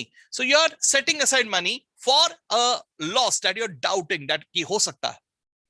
Getting me? लेकिन this is not an actual loss, ठीक है। तो please try to understand this is nothing but a profit set aside. That is why it is coming on the credit side. ये profit set aside है, अलग से रखा हुआ है कि अगर लॉस हुआ तो यहां से मैं एडजस्ट कर लूंगा, ठीक है। ये ऐसा है। But there are two different accounts. There are two different accounts और ये दोनों अकाउंट्स कैरी फॉरवर्ड होते हैं। दोनों अकाउंट्स कैरी फॉरवर्ड अगर होते हैं तो मेरे पास दो तरह से इसे लिखने का तरीका है। तरीका नंबर 1, बैलेंस शीट में अगर अकाउंट में डेबिट बैलेंस है और कैरी फॉरवर्ड हो रहा है तो एसेट साइड में आएगा, और अगर क्रेडिट बैलेंस है और कैरी फॉरवर्ड हो रहा है तो लायबिलिटी साइड में आएगा, ठीक है।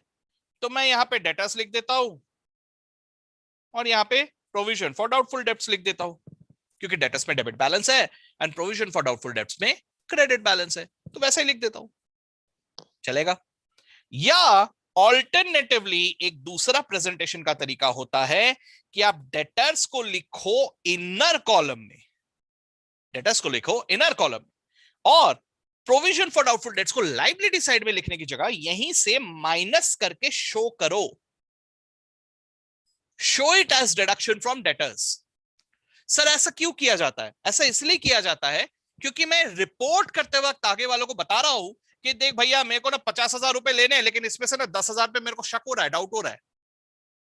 देखो आप किसी से बात कर रहे हो, आप बोल रहे हो कि मेरे को कितने पैसे मेरे पास अभी आने वाले हैं, तो आप बोल रहे हो उसको ये मेरे पास ना अभी 50,000 आने वाले हैं, लेकिन वहीं पे आपको मनी मन शक है कि यार इसमें से 10,000 डूब भी सकते हैं। तो आप बोलते वक्त ऐसे नहीं बोलते 50,000 आएंगे लेकिन यार 10,000 का डाउट लग रहा है यार, पता नहीं 40,000 तो पक्का है लेकिन 10,000 का ना डाउट लग रहा है, ऐसा नहीं बोलोगे आप। तो वही हो रहा है यहाँ। Getting me? आप इसे सिर्फ इस तरह से प्रेजेंट कर रहे हो, actually there are two different accounts जिसको प्रेजेंट ऐसे किया जा रहा है कि इसमें से ना इतना डाउटफुल है, हेंस इतना तो पक्का मिलने वाला है। Getting me? So in your balance sheet what you are reporting is the good debtors, any doubtful debtors is to be deducted, ठीक है। ये बात मैंने क्यों डिस्कस किया? क्योंकि सबको ये लगता है कि जो डेटर्स अकाउंट का कैरीड फॉरवर्ड बैलेंस है या डेटर्स अकाउंट अगले साल जो बैलेंस लेके आने वाला है, अपीयर करने वाला है, वो सबको लगता है कि ये वाला बैलेंस होगा, जो कि गलत है। डेटर्स अकाउंट का balance is this and there will be another account which will be carried forward with an opposite balance which will be this. There are two accounts that are getting carried forward. I hope मैंने एकदम clear किया इस बात को, आप clearly समझ पाए मैं क्या कहना चाह रहा हूं। Yes everyone? Sure, ठीक है। ओके चलो, तो अब नॉर्मली स्पीकिंग हमारे बैलेंस शीट पे डेटर्स जब हम लोग लिखते हैं एसेट साइड में तो उसको इनर कॉलम में लिख के उसमें से provision for doubtful debts minus करके ही लिखते हैं। लेकिन अपन एक बार मॉड्यूल में देख लेते हैं, क्योंकि मॉड्यूल में भी बोल नहीं सकते, ये कभी कभी दोनों चीजें दिखाते रहते हैं, कभी एक चीज लिखा कभी दूसरा लिखा, तो उससे स्टूडेंट बेचारा कंफ्यूज हो जाता है। There are possibility of presentation कि आप जैसे चाहो वैसे अलग अलग तरह से प्रेजेंट कर सकते हो, कोई बड़ी बात नहीं है उसमें, ठीक है। तो मॉड्यूल के अलग अलग प्रेजेंटेशन देख के कंफ्यूज नहीं होना, डरना नहीं, पॉसिबिलिटीज है ऐसे प्रेजेंट करने की, ठीक है। चलो देखो यहाँ पे, ये यहाँ पे सुंदरी डेटर्स में से इन्होंने माइनस किया इसको, इसलिए सुंदरी डेटर्स को हमने लिख के रखा हुआ है इनर कॉलम में, ठीक है। अभी प्रोविजन का भी एडजस्टमेंट किया नहीं, इसलिए उसको बाद में देखेंगे, ठीक है। सुंदरी डेटर्स को लिख के रख दिया इनर कॉलम में, बरोबर। हाँ, ओके। ये इसके बाद carriage on purchases, carriage on purchases, इसी को हम कहते हैं केरेज इनवर्ड, बरोबर। Carriage inward, carriage on purchases, carriage inward, carriage on sales, carriage outward. Purchase करते हुए गुड्स को हमारे पास लेके आने का है, तो लेके आने के लिए जो भी कैरेज देते हैं इसको बोलते हैं कैरेज इनवर्ड, लाने के लिए, ठीक है। सेल करते वक्त गुड्स लेके जाते हैं, तो ले जाने के लिए जो कैरेज देते हैं इसे कहते हैं कैरेज आउटवर्ड, ठीक है। चलो, मालूम ही होगा सब लोगों को। तो भैया एक बात मैं और क्लियर कर दूं यहां पर, बेटा आप लोगों ने प्रिंसिपल्स ऑफ अकाउंटिंग पढ़ा होगा, प्रिंसिपल्स ऑफ अकाउंटिंग, ठीक है। प्रिंसिपल्स ऑफ अकाउंटिंग में एक प्रिंसिपल पढ़ा होगा हिस्टोरिकल कॉस्ट कॉन्सेप्ट, कुछ याद आ रहा है? हिस्टोरिकल कॉस्ट, याद है? चलो वेरी गुड। तो जब भी मैं मैन्युफैक्चरिंग अकाउंट या ट्रेडिंग अकाउंट इनमें परचेजेस लिखता हूं, make sure that you write the historical cost of it, not the plain cost. Plain cost means what you're paying to the supplier. Historical cost means what you are actually incurring to bring the goods in usable condition. ठीक है? तो भैया मैंने goods खरीदा, दुकानदार को पैसे दे दिए, लेकिन खरीदने के बाद वो मैं यूज करने के हालत में नहीं हूं ना, पहले तो मुझे उसको अपने पास लाना होगा। तो मुझे अपने पास लाने के लिए अगर कोई भी खर्चा करना पड़ गया, so that will be included in the historical cost of the goods. Regarding me, जैसे आप लोगों ने मशीन वगैरह के लिए पढ़ा हुआ, मशीन खरीदा, इंस्टॉल करने के लिए पैसे लगे, तो इंस्टॉलेशन चार्जेस ऐड करते हो आप मशीन के कॉस्ट में, क्यों करते हो? डेप्रिसिएशन वगैरह में पढ़ा ही होगा आपने ऐसा, तो आप क्यों करते हो ऐसा? Because that expense is part of the historical cost of the asset. तो उसी तरह से इस गुड्स को मेरे पास लाने के लिए अगर मुझे कैरेज देना पड़ा, तो all these expenses will be part of the historical cost of the goods, ठीक है। यस, सो अकाउंट अलग अलग बनते हैं, उनको ट्रेडिंग में हम लोग मर्ज करते हैं, that is why this will come in my trading या मैन्युफैक्चरिंग अकाउंट, ठीक है। अदर इसके पहले वाले फाइनल अकाउंट्स में आप ट्रेडिंग में लिखते थे, अब कहां लिखोगे? जहां परचेज लिखेंगे, तो परचेज कहां लिखेंगे? मैन्युफैक्चरिंग अकाउंट में लिखेंगे, तो वहीं पे आएगा ये, ठीक है।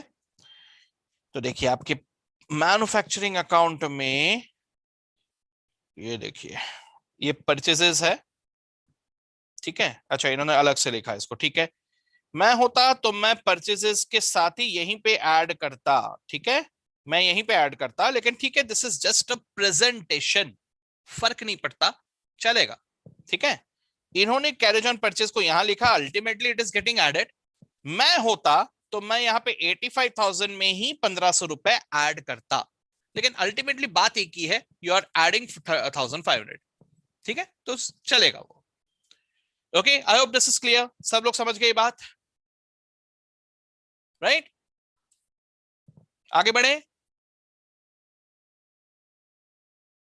यस, कुछ भी थोड़ा सा भी अलग डिस्कस कर रहा हो तो मैं एक बार कंफर्म कर ले रहा हूं कि समझ रहे हो कि नहीं, शक्लें नहीं देख पा रहा हूं ना सबके, ठीक है। यस, तो ये हो गया कैरेज ऑन परचेज। उसके बाद बिल्स रिसीवेबल, डेटा जैसा ही ये भी बैलेंस शीट के एसेट साइड में ही आएगा, तो बैलेंस शीट के एसेट साइड में बिल्स रिसीवेबल 15,000, 15,000 बराबर, ओके। आगे, हाँ जी, बिल्स रिसीवेबल के पास वेगेज, आई मीन वेजेस, इसमें एडजस्टमेंट है, मार्क करके रखा है अपन ने, तो 13,000 वेजेस की इधर आएगा ट्रेडिंग में, अरे आराम से मैन्युफैक्चरिंग अकाउंट है तो ये मैन्युफैक्चरिंग अकाउंट में आएगा, है ना। तो 13,000, लेकिन वेगेज अनपेड है, कितना? सॉरी 2,000 रुपए, ठीक है, ऐड किया जाएगा, करेक्ट। सो वेगेज, ये देखिए इनर कॉलम में लिखा 13,000 और अनपेड आउटस्टैंडिंग वाला ऐड करके आउटर कॉलम में आया 15,000। 2,000 कहां जाएंगे? 2,000 कहां जाएंगे? 2,000 रुपए आउटस्टैंडिंग वेजेस किधर? बैलेंस शीट के लाइबिलिटी साइड में। दोस्तों मेरे दिमाग में एक ही बात आ रहा है, मेरे दिमाग में एक ही बात आ रहा है, ठीक है। ये ऐसी चीजें देखने से ना मेरे दिमाग में प्लस माइनस कभी नहीं आता, बचपन से नहीं आया, ठीक है। मेरे को ना बहुत अटपटा लगता है, मेरे दिमाग में ऐसा आता है। प्रॉब्लम है ना बाबा, प्रॉब्लम है। मेरे दिमाग में ऐसा आता है कि वेजेस में हमने 13,000 डेबिट करके रखा है, दिस इज ट्रायल बैलेंस वाला अमाउंट, बरोबर। अब 2,000 का वेजेस अभी भी पे करना बाकी है, आउटस्टैंडिंग है, ठीक है, आउटस्टैंडिंग है। तो ठीक है भैया, अक्रूअल बेसिस को लगाते हुए मुझे पूरा अमाउंट रिकॉग्नाइज करना पड़ेगा जो मेरे साल भर का है, साल भर से जो मैच करता है वो पूरे अमाउंट को रिकॉग्नाइज करना होगा, है ना।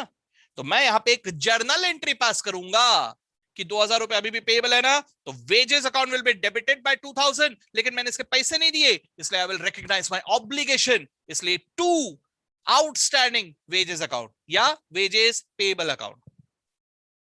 ये एक और अकाउंट बन गया वेजेस पेबल, ठीक है। मैंने यहां पे डेबिट कर दिया 2,000 और मैंने यहां पे क्रेडिट कर दिया 2,000, ठीक है। लेकिन मुझे यह समझ में आ रहा है कि ये नॉमिनल अकाउंट है, लेकिन ये नॉमिनल अकाउंट नहीं है, पेबल है। Payable receivable is always from a person, so this is a representative personal account, ठीक है। Nominal account are always closed, इसलिए ये ट्रांसफर हो रहा है मैन्युफैक्चरिंग अकाउंट में, इसलिए मैन्युफैक्चरिंग अकाउंट में आपने लिख लिया 15,000। कैसे लिखा? 13,000 प्लस 2,000, इनर कॉलम में यही दिखाया आपने, एक्चुअल में ये हो रहा है, ठीक है। और उसके अलावा ये पर्सनल अकाउंट है, 2,000 रुपए पेबल, लाइबिलिटी पेबल है ना, सो this will be carried forward. अभी तक पैसे नहीं दिए, ये 2,000 will be carried forward. This account carries the credit balance जिसे मैं कैरी फॉरवर्ड कर रहा हूं, इसलिए this will come in my balance sheet liability side, ठीक है। ये यार क्या सर, कुछ तो भी बताते रहते हैं उल्टा सीधा, यार मेरे दिमाग में यही आता है इसलिए मैंने ये बता दिया, ठीक है। बाकी आप लोगों को लिखना वही है जो आपने लिखा, आपने गलत नहीं लिखा, प्लीज लेट मी क्लियर कि आपने गलत नहीं लिखा, आपने जो लिखा वैसा ही लिखोगे, जो किताब में लिखा है आप वही लिखेंगे। आप कुछ अलग करोगे तो लोग कहेंगे कि आप किताब से ज्यादा जानते हैं, बराबर। तो जो किताब में लिखा है मार्क्स पाने के लिए आप वही लिखेंगे, लेकिन क्या करें यार, हजम नहीं होता, इसलिए बता देता हूं कुछ कुछ चीजें आपको, ठीक है। चलो लौट के आते, लौट के बुद्धू घर को आए। अरे ये कहा है, क्वेश्चन कहा गया, हाँ हाँ। तो वेगेस हो गया, वेगेस के बाद सैलरीज। सर दोनों ही तो ह्यूमन एफर्ट है ना, दोनों ही तो ह्यूमन एफर्ट का कॉस्ट दे रहे हैं। तो एक को मैन्युफैक्चरिंग में, एक को पीएनएल में, ऐसा काहे? ऐसा इसलिए क्योंकि भैया एक उस बंदे को दे रहे हैं जो बना रहा है, और बाकी उन लोगों को दे रहे हैं जो बना नहीं रहे, कुछ और काम कर रहे हैं, किडिंग मी? तो कुछ और काम कर रहे हैं तो दे आर इनडायरेक्ट, लेकिन अगर बना रहा है तो दैट इज डायरेक्ट, ठीक है। अच्छा, कुछ और काम कर रहा है मतलब डिलीवरी के लिए जा रहा है, पेपर वर्क ऑफिस में बैठ के काम कर रहा है, ये सब these are admin, these are selling, these are distribution related खर्चे, so these will not come in my manufacturing account, this will go to the trading, sorry P&L, बरोबर। तो सेम चीज आएगा अभी फिर से, सैलरी 10,000, इसमें आउटस्टैंडिंग है 900, बरोबर। तो लिखते वक्त कैसा लिखेंगे अपन? पीएनएल के ये इनर कॉलम में सैलरी 10,000, इसमें ये ऐड करने का आउटस्टैंडिंग 900, और आउटर कॉलम में 10,900, बरोबर। और ये जो 900 है आउटस्टैंडिंग यानी सैलरी पेएबल, ये हमारे बैलेंस शीट का लायबिलिटी साइड में आएगा, बरोबर। तो ठीक है, बैलेंस शीट के लायबिलिटी साइड में ये दोनों भी आ गए, ठीक छे। बात वही है, फिर से दिमाग में वही आ रहा है यार, सैलरी अकाउंट, उसमें 10,000 का डेबिट पड़ा हुआ है, ठीक है, 900 रुपए से आउटस्टैंडिंग है, salary account debit to salary payable account, salary account debit to salary payable. तो सैलरी में 10,000 था और 900 डेबिट किया, हो गया 10,900। सैलरी पेएबल पर्सनल अकाउंट है ना, कैरी फॉरवर्ड होगा, पेएबल लाइबिलिटी में आएगा, ठीक है। अच्छा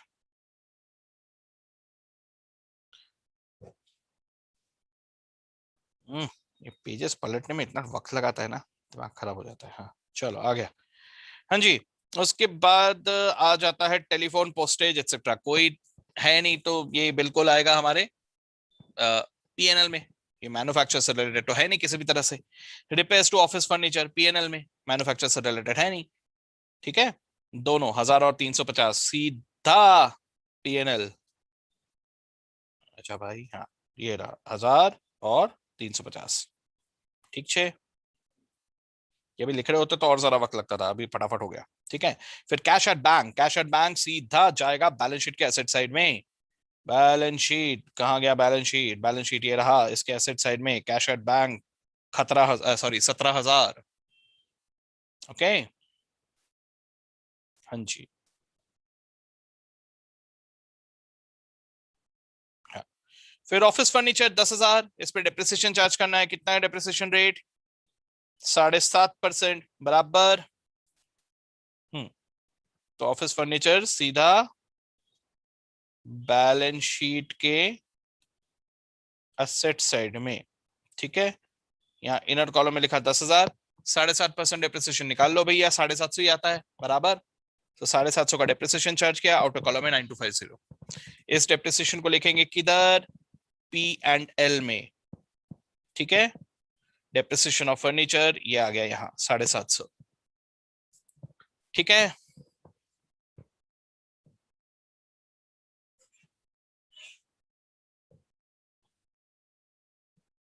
उसके बाद रिपेयर्स टू प्लांट 1100 रुपए।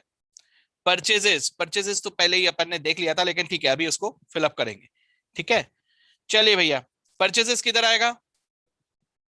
मैन्युफैक्चरिंग अकाउंट में ऑलरेडी अपन ने लिखा हुआ है ना, यहाँ पे देखो, यहाँ पे लिखा हुआ है परचेजेस 85,000 बराबर। ये अपन ने पहले ही देख लिया था, अभी कंफर्म कर लिया। And by the way repair to plant है ना, प्लांट बोले तो भारी वाले मशीन जो फैक्ट्री में लगे हुए रहते हैं, इसका रिपेयर किधर जाएगा? ट्रेडिंग में जाएगा, मैन्युफैक्चरिंग में जाएगा कि पीएनएल में जाएगा? रिपेयर टू प्लांट किधर जाना चाहिए? सोचना पड़ेगा ना, कहां जाएगा? ट्रेडिंग कि पीएनएल कि मैन्युफैक्चरिंग? क्या लगता है आपको?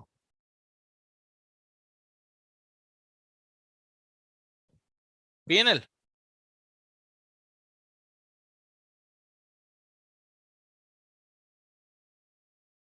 सोचना पड़ता नहीं, कौन सा खर्चा है ये? रिपेयर टू प्लांट, प्लांट किधर है? प्लांट किधर है? प्लांट हमारे फैक्ट्री में है ना। प्लांट बोले तो वो भारी वाले मशीन जहां पे अपन मैन्युफैक्चर कर रहे हैं। समझ रहे हो बात को? प्लांट बोले तो क्या? प्लांट बोले तो पेड़ पौधे नहीं, प्लांट बोले तो वो भारी वाले मशीन जो हमारे फैक्ट्री में लगे हुए हैं, जिसमें हमारा पूरा प्रोसेसिंग चल रहा है, मैन्युफैक्चरिंग। ठीक है, तो सर आप सोच के बताना, क्या ये पीएनएल में जाना चाहिए? नहीं, भले ये डायरेक्ट रिलेशन नहीं रखता है, लेकिन इनडायरेक्ट रिलेशन तो रखता है। हमारे पूरे प्रोडक्शन ही उस मशीन में हो रहे हैं। So this should come in your manufacturing account. Logic लगाना, सोच के देखना, खर्चा दिखाना, तो सिर्फ ऐसा देखो कि डायरेक्टली या इनडायरेक्टली मैन्युफैक्चर से किसी भी तरह से रिलेटेड है क्या, फैक्ट्री से रिलेटेड है क्या। अगर है तो मैन्युफैक्चरिंग अकाउंट। ठीक है, अगर एडमिन का काम है, सेल्स का काम है, मार्केटिंग है, डिस्ट्रीब्यूशन है, ये सब है, तो पीएनएल में। ठीक है, यस। तो रिपेयर्स टू प्लांट जाएगा मैन्युफैक्चरिंग अकाउंट में। ये देखो 1100 रुपए रिपेयर्स टू प्लांट बरोबर। आज इसके बाद ये भी हो गया, ये भी हो गया, यहाँ पे आ गया plant and machinery. Plant and machinery में भी डिप्रिसिएशन चार्ज करना है 70,000। 70,000 में कितना डिप्रिसिएशन चार्ज करना है? 10%। चलो, plant and machinery balance sheet के एसेट साइड में। ठीक है, 70,000, 10% डिप्रिसिएशन 7,000, आउटर कॉलम में 63,000। ये 7,000 जाएंगे मेरे पीएनएल में। यस, 7,000 का डिप्रिसिएशन पीएनएल में कि मैन्युफैक्चरिंग अकाउंट में? देखना पड़ेगा किस चीज पे डेप्रिसिएशन चार्ज हो रहा है? ये किस पे चार्ज हो रहा है? प्लांट एंड मशीनरी पे. So again I am coming back to the same point. If it is related to anything relating to factory, तो वो इनडायरेक्टली मैन्युफैक्चर से रिलेटेड है. डायरेक्टली या इनडायरेक्टली किसी न किसी तरह से मैन्युफैक्चर से रिलेटेड है. तो this will come in manufacturing account. If it is for any office asset या सेल वाले एसेट, डिस्ट्रीब्यूशन वाले एसेट, तो it will go to PNL. जैसे अभी थोड़े देर पहले हमने देखा था ऑफिस फर्नीचर, ऑफिस के फर्नीचर का डेप्रिसिएशन वो पीएनएल में गया. लेकिन ये प्लांट एंड मशीनरी का डेप्रिसिएशन है, सो ये कहां आएगा? ये आएगा मैन्युफैक्चरिंग अकाउंट में. ठीक है, ये ध्यान में रखना आपको. देखो पूरे फाइनल अकाउंट्स ये जो है ना, इसमें सिर्फ मैन्युफैक्चरिंग अकाउंट नया है, बाकी सब पुराना ही है, बाकी सब एज इट इज है, कुछ अलग नहीं पढ़ रहे हो आप लोग. What you are learning is only manufacturing account, something different. ठीक है. सो डेप्रिसिएशन ये देखो यहां दिखा 7,000 डेप्रिसिएशन ऑफ प्लांट. ये कहां आया? Manufacturing account. ठीक है.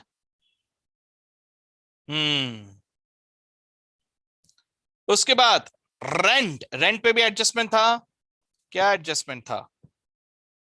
ठीक है, रेंट है office premises occupy 1/4 of the total area. ठीक है, तो इसका मतलब क्या हुआ? देखो हमने एक पूरा एक एरिया लेके रखा हुआ है किराए पे. ठीक है, और हमारा रेंट है 6,000 रुपए. अब ये जो पूरा एरिया है, ये एरिया में ही एक पोर्शन में हमने हमारा फैक्ट्री बनाया और एक पोर्शन में ऑफिस बनाया, बराबर. तो पूरे एरिया में हमारा पूरा काम चल रहा है. बट द पॉइंट इज कि मैं ऑफिस के हिस्से का जो रेंट है ये मैं पीएनएल में लिखूंगा, और फैक्ट्री के हिस्से का जो रेंट है ये मैं मैन्युफैक्चरिंग अकाउंट में लिखूंगा. बात समझ में आ रहा है? सो एज अ रिजल्ट हमें वही बाइफर्केशन दिया हुआ है. कैसा बाइफर्केशन दिया हुआ है? Office premises occupy 1/4 of the total area. दिखा ऑफिस कितना ऑक्युपाई कर रहा है? 1/4. ठीक है, वैसे और भी चीजें होते हैं, लेकिन हम लोग अगर ऐसा कुछ और नहीं दिया है तो मान के चलेंगे कि 1/4 बाकी हिस्सा है और 3/4 हमारे मैन्युफैक्चर से रिलेटेड हिस्सा है. ठीक है, तो रेंट जो है 6,000, इसका 3/4 will be charge to manufacturing and 1/4 to PNL. क्या ये बात समझ रहा है सबको? कोई कंफ्यूजन है तो पूछ लो, फिर मैं और बताऊंगा इसके बारे में. अगर समझ में आ गया तो आगे बढ़ेंगे. आ गया? देखो ये दिख रहा है आपको, रेंट 4,500, 3/4 ऑफ 6,000. ठीक है, और बाकी का 1/4 पीएनएल में. बाकी का 1/4 ये रहा पीएनएल में. 6,000 का 1/4. सिंपल है, बरोबर.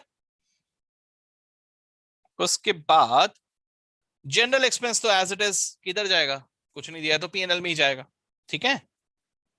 अरे एक मिनट, लाइटिंग, लाइटिंग था, लाइटिंग नहीं, मिस कर दिया मैंने. लाइटिंग को देख लेते हैं. लाइटिंग में भी ऐसे ही कुछ है ना.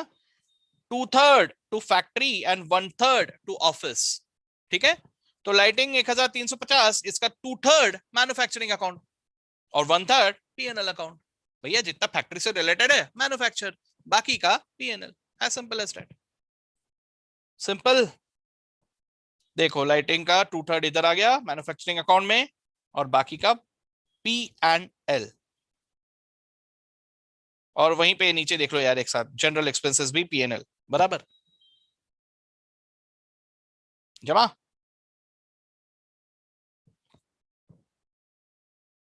उप्स, ये आंसर है क्वेश्चन. ठीक है, तो अपन ने डेबिट साइड पूरा देख लिया. अभी क्रेडिट साइड में आ रहा हूं मैं. तो क्रेडिट साइड में मुझे नजर आ रहा है सुंदरी क्रेडिटर्स. ठीक है, सुंदरी क्रेडिटर्स किधर जाएंगे? कोई एडजस्टमेंट वगैरह तो कुछ है नहीं, सीधा बैलेंस शीट के लाइबिलिटी साइड में 15,000, 15,000, बरोबर.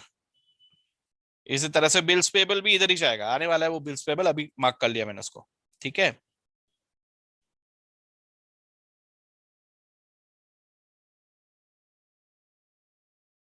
ये दोनों हो गए हमारे. ठीक है, okay. Sale of scrap, sale of scrap. Scrap बेचा अपन ने, तो स्क्रैप बेचा तो ये किधर आएगा? स्क्रैप बेचा तो ये भी आएगा मैन्युफैक्चरिंग अकाउंट में, मैन्युफैक्चरिंग प्रोसेस में ही ये होता है, ठीक है। सो सेल ऑफ स्क्रैप, ठीक है। क्लोजिंग डब्ल्यूआईपी यहीं पे अभी मार्क करके रख रहा हूं, ऊपर दिखने ही वाला है अपने को क्लोजिंग डब्ल्यूआईपी 7,800, ठीक है। ये लिख लिया, और ये 7,800 कहाँ है? अच्छा यहाँ नहीं है, सॉरी सॉरी, क्लोजिंग डब्ल्यूआईपी तो इधर है एडजस्टमेंट पे, तो उसमें आते हैं, लौट के आते हैं, ठीक है। हाँ जी, फिर कमीशन रिसीव्ड, सेल छोड़ के बाकी कोई भी इनकम आया सीधा पीएनएल, ठीक है। सो ये 450 रुपए का कमीशन रिसीव्ड, ये जाएगा पी एंड एल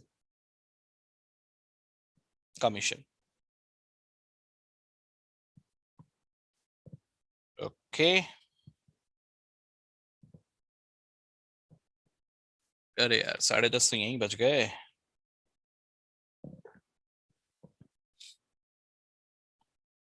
इसके बाद provision for doubtful debts, provision for doubtful डेप्ट से 1,650, ठीक है।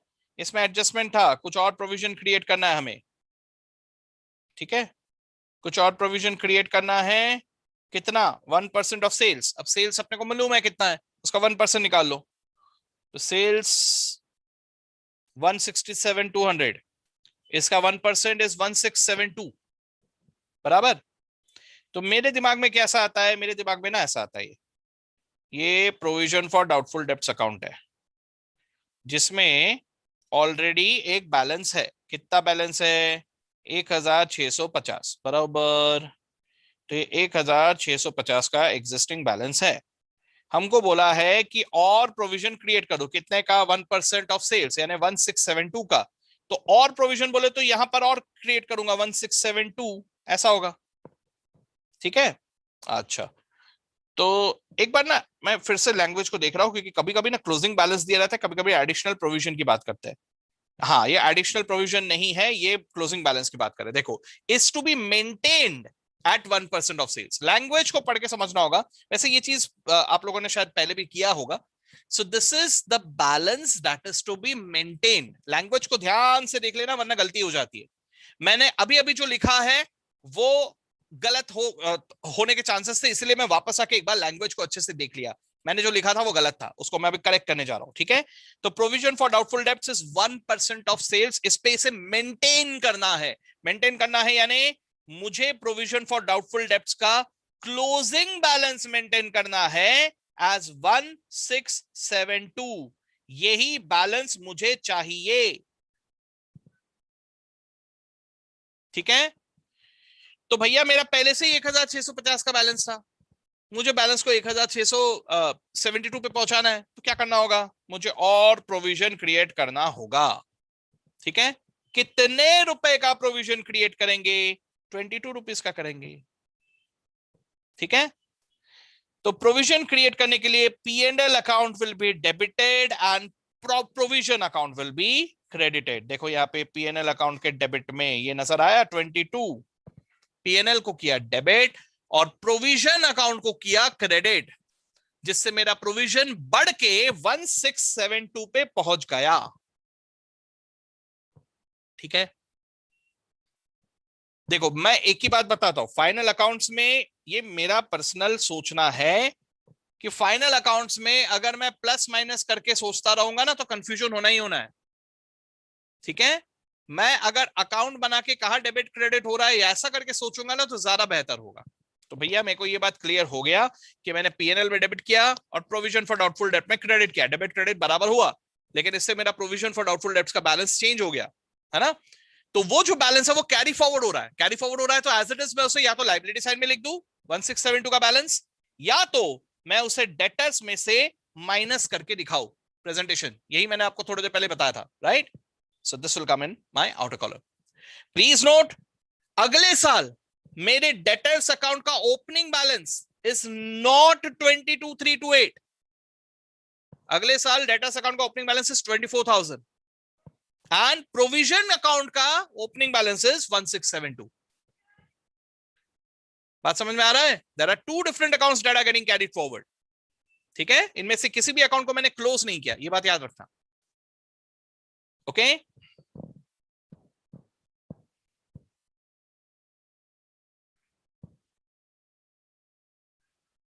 हाँ जी, ये भी हो गया। फिर कैपिटल अकाउंट बैलेंस शीट के लायबिलिटी साइड में इनर कॉलम में लिखेंगे सेल्स, मैन्युफैक्चरिंग अकाउंट की ट्रेडिंग अकाउंट। सेल्स किधर आएगा? सेल्स आएगा ट्रेडिंग अकाउंट में, ठीक है। फिनिश गुड्स से रिलेटेड सब चीज ट्रेडिंग, एक बार फिनिश गुड्स बन गया तो सीधा ट्रेडिंग में चला जाता है, ठीक है। ओके चलो भैया, तो 167 200 ट्रेडिंग में जाएगा। बैंक ओडी कहा जाएगा? बैलेंस शीट लायबिलिटी साइड, ठीक है। That's it. कोई एडजस्टमेंट बचा क्या? लास्ट में आदत रखना एक बार देखने की एडजस्टमेंट्स, कोई एडजस्टमेंट नहीं बचा, पूरा हो गया। यहाँ का जो फाइनल बैलेंस है this will get transfer to your trading, ये आ गया यहाँ पे, सेल्स लिख लिया। एडजस्टमेंट में क्लोजिंग स्टॉक बचा हुआ था बस, बराबर। तो वो क्लोजिंग स्टॉक कहाँ कहाँ लिखना है? डब्ल्यूआईपी का क्लोजिंग स्टॉक आएगा मैन्युफैक्चरिंग अकाउंट में, ये पहले मार्क करके रखा था अपन ने, ठीक है। रॉ मटेरियल का पहले एडजस्ट कर लिया अपन ने। फिनिश गुड्स का क्लोजिंग स्टॉक ट्रेडिंग अकाउंट, ये आया बैलेंस। जीपी, जीपी इधर आया, पीएनएल में सारे टिके दिख रहे हैं अपने को, तो ये आया NP, NP will get added to capital, है ना। ये आया कैपिटल आउटर कॉलम में। बैंक लोन वहां पे नहीं मार्क नहीं किया था, अभी मार्क कर दिया मैंने, बस टल्ली हो जाएगा अभी। और हाँ, don't forget to write the closing stock, ठीक है। That's it. ये चीज एक बार आप लोग लिख के भी प्रैक्टिस करना, जब भी प्रैक्टिस करोगे। फाइनल अकाउंट्स में जितना प्रैक्टिस करोगे उतना अच्छा होता है, क्योंकि होता क्या है कि अपन ना ये कुछ कुछ चीजें भूल जाते हैं, ये वो होता है, उसकी वजह से कई बार टैली नहीं होता, तो वो प्रैक्टिस से ही दूर होगा, इसलिए आपको थोड़ा और प्रैक्टिस करना चाहिए। समझ में आया final accounts of manufacturing concern? I hope इसमें कोई दिक्कत नहीं है अभी सबको।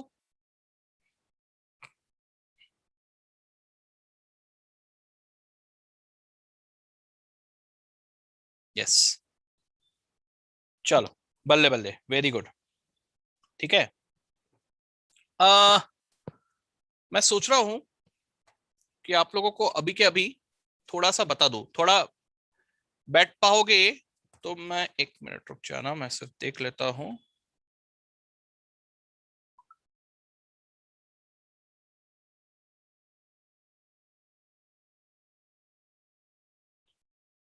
हाँ जी, कंटिन्यू कर ले, मैं कॉन्टिंजेंट एसेट्स एंड लायबिलिटीज अभी बता देता हूं आपको, खत्म कर लेते उसको भी अभी, क्या कहते हो? चलेगा कि कल ही शुरू करना है? देख ले अभी, अरे छोटा सा टॉपिक है, 10-15 मिनट में खत्म हो जाएगा।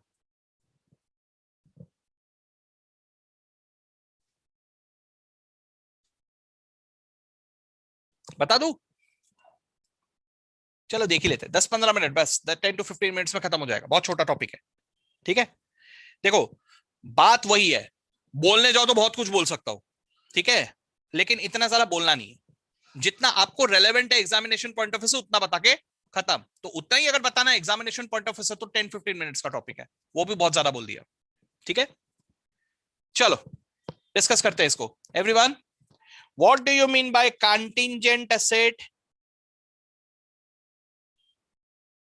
And contingent liability? ठीक है,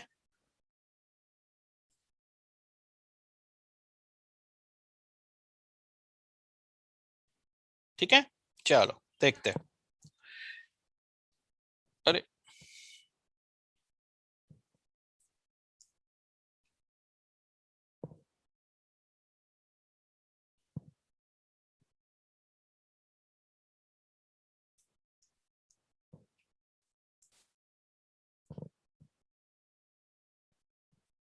हाँ, आला रे बाबा, ठीक है। तो कंटिंजेंट एसेट, कंटिंजेंट लायबिलिटी, इस टॉपिक पे अभी अपन आते हैं, लेकिन उससे पहले मेरे को एक बात बताओ, पहले ना इसका मतलब समझ लेते हैं क्या होता है। तो उस मतलब को समझने के लिए मैं आपको एक क्वेश्चन पूछता हूँ। All of you are preparing for your exams, बरोबर? अच्छा, क्या बोलते हो, रिजल्ट क्या आएगा? कितने मार्क्स मिलेंगे? रिजल्ट क्या आएगा? आर यू सर्टेन कि पास हो जाओगे?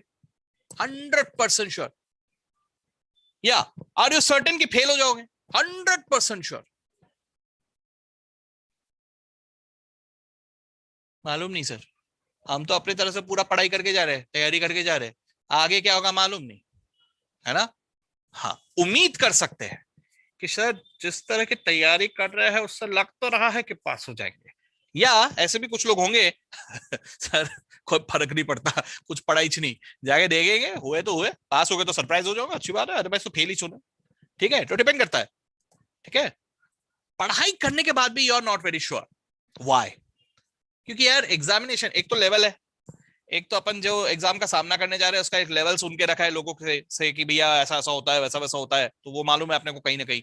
And at the same time क्या होता है कि एग्जामिनेशन में ना भरोसा नहीं होता है ना, डिपेंड करता है कि मैंने पढ़ा जो है इसको मैं डिलीवर कैसे कर पाऊंगा, वहां जाके मैं लिख कैसे पाऊं, इस बात का एक डर लगा रहता है ना। चलो मेरी तैयारी हो गई, मैं सब पढ़ के गया, 100% पढ़ के गया, लेकिन एग्जामिनेशन के मोमेंट में जाके जैसे ही क्वेश्चन पेपर हाथ में आ गया वैसे ही कांप रहे हम लोग, क्या करूं, होता है। अरे यार अच्छे अच्छे लोग नर्वस हो जाते हैं बेचारे, पढ़ के पूरा गए लेकिन फिर भी नर्वस हो गए। ठीक है, अब अगर ऐसा है और आपको मालूम है, कुछ लोग ऐसा होता है गए वहां पे ब्लैंक हो गए, क्या करूं, मैं कौन हूं, मैं कहां हूं, ब्लैंक हो गए। अरे इतना टेंशन ले लेते हैं ना अपने ऊपर, इतना ज्यादा टेंशन ले लेते हैं कि वो एग्जामिनेशन मोमेंट पे they are unable to perform. ठीक है, चलो ये तो इंटरनल बात बोला, अब एक्सटर्नल बात बताता हूं। एक्सटर्नल बात बोले तो एक्सटर्नल बातें भी होते हैं, बहुत सारे गड़बड़ होते हैं। ठीक है, अब अपन गए वहां पे, बढ़िया जा रहे हैं सब, दोस्त वोस्त भी आए, एक दोस्त आ गया, भयंकर वाले जो रहते हैं इनसे दूर रहना चाहिए हमेशा, लेकिन आए, क्या हो गया पूरा पढ़ना, बोला हाँ यार, पूरा पढ़ लिया क्या, बोला हाँ पढ़ लिया। अच्छा वो मॉड्यूल के वो वाले चैप्टर के वो पेज नंबर पे वो वाला जो क्वेश्चन था वो वाला पढ़ा कि नहीं, वो आने के चांसेस है।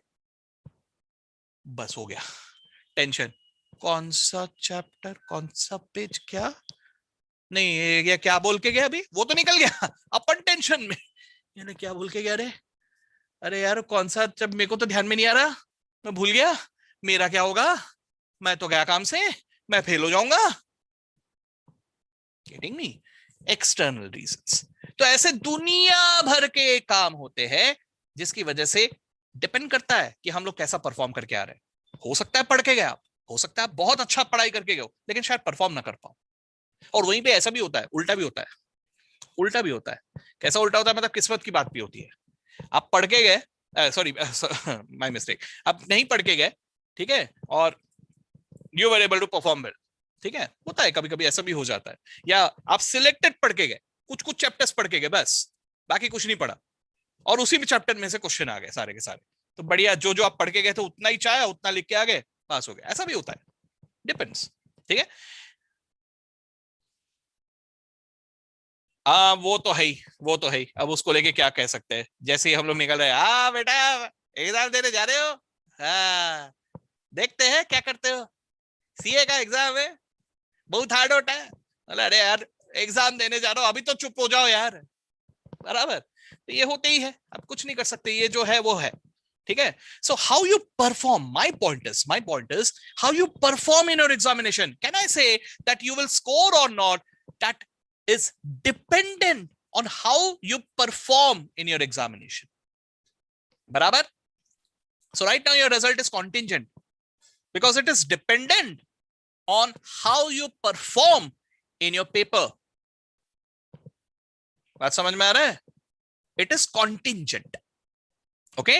So at this stage, should you tell everyone, अरे मैं फाउंडेशन पास हो गया, या अरे मैं फाउंडेशन फेल हो गया? Should you tell that to anyone? नहीं, ऐसा नहीं। हाँ, ज्यादा से ज्यादा आप ऐसा बोल सकते हो, यार लग तो रहा है पास हो जाना चाहिए, ऐसा बोल सकते हो। बोला नहीं यार ये वाला तो नहीं होने वाला, अगला अटेम्प्ट की तैयारी कर रहा हूँ, ऐसा बोल सकते हो। लेकिन यू कैन नॉट से कि मैं पास हो जाऊंगा या फेल हो जाऊंगा, ये अश्योरेंस से आप नहीं कह सकते। क्यों? क्योंकि it is contingent. So when you report someone something which is contingent, you can not से विद अश्योरेंस। ज्यादा से ज्यादा आप उनको एक हल्का फुल्का हिंट दे सकते हो कि यार ऐसा हो सकता है या वैसा हो सकता है। जैसे आपके पेरेंट्स आके पूछते हैं ना, क्या लगता है बेटा सीए फाउंडेशन का पेपर पास हो जाएगा?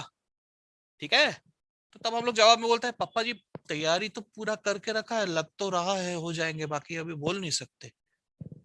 This is what you are replying. You are not saying कि हाँ पक्का हो जाऊंगा. You are not saying that. ठीक है. तो contingent when you report it to someone, तो आपको रिपोर्टिंग का तरीका अलग होता है. ओके. अच्छा. Now you went in the examination. आपने एग्जाम लिखा, एग्जाम देके आ गए, एग्जाम देके आ गए, एग्जाम हो चुका है आपका. You have appeared in the paper.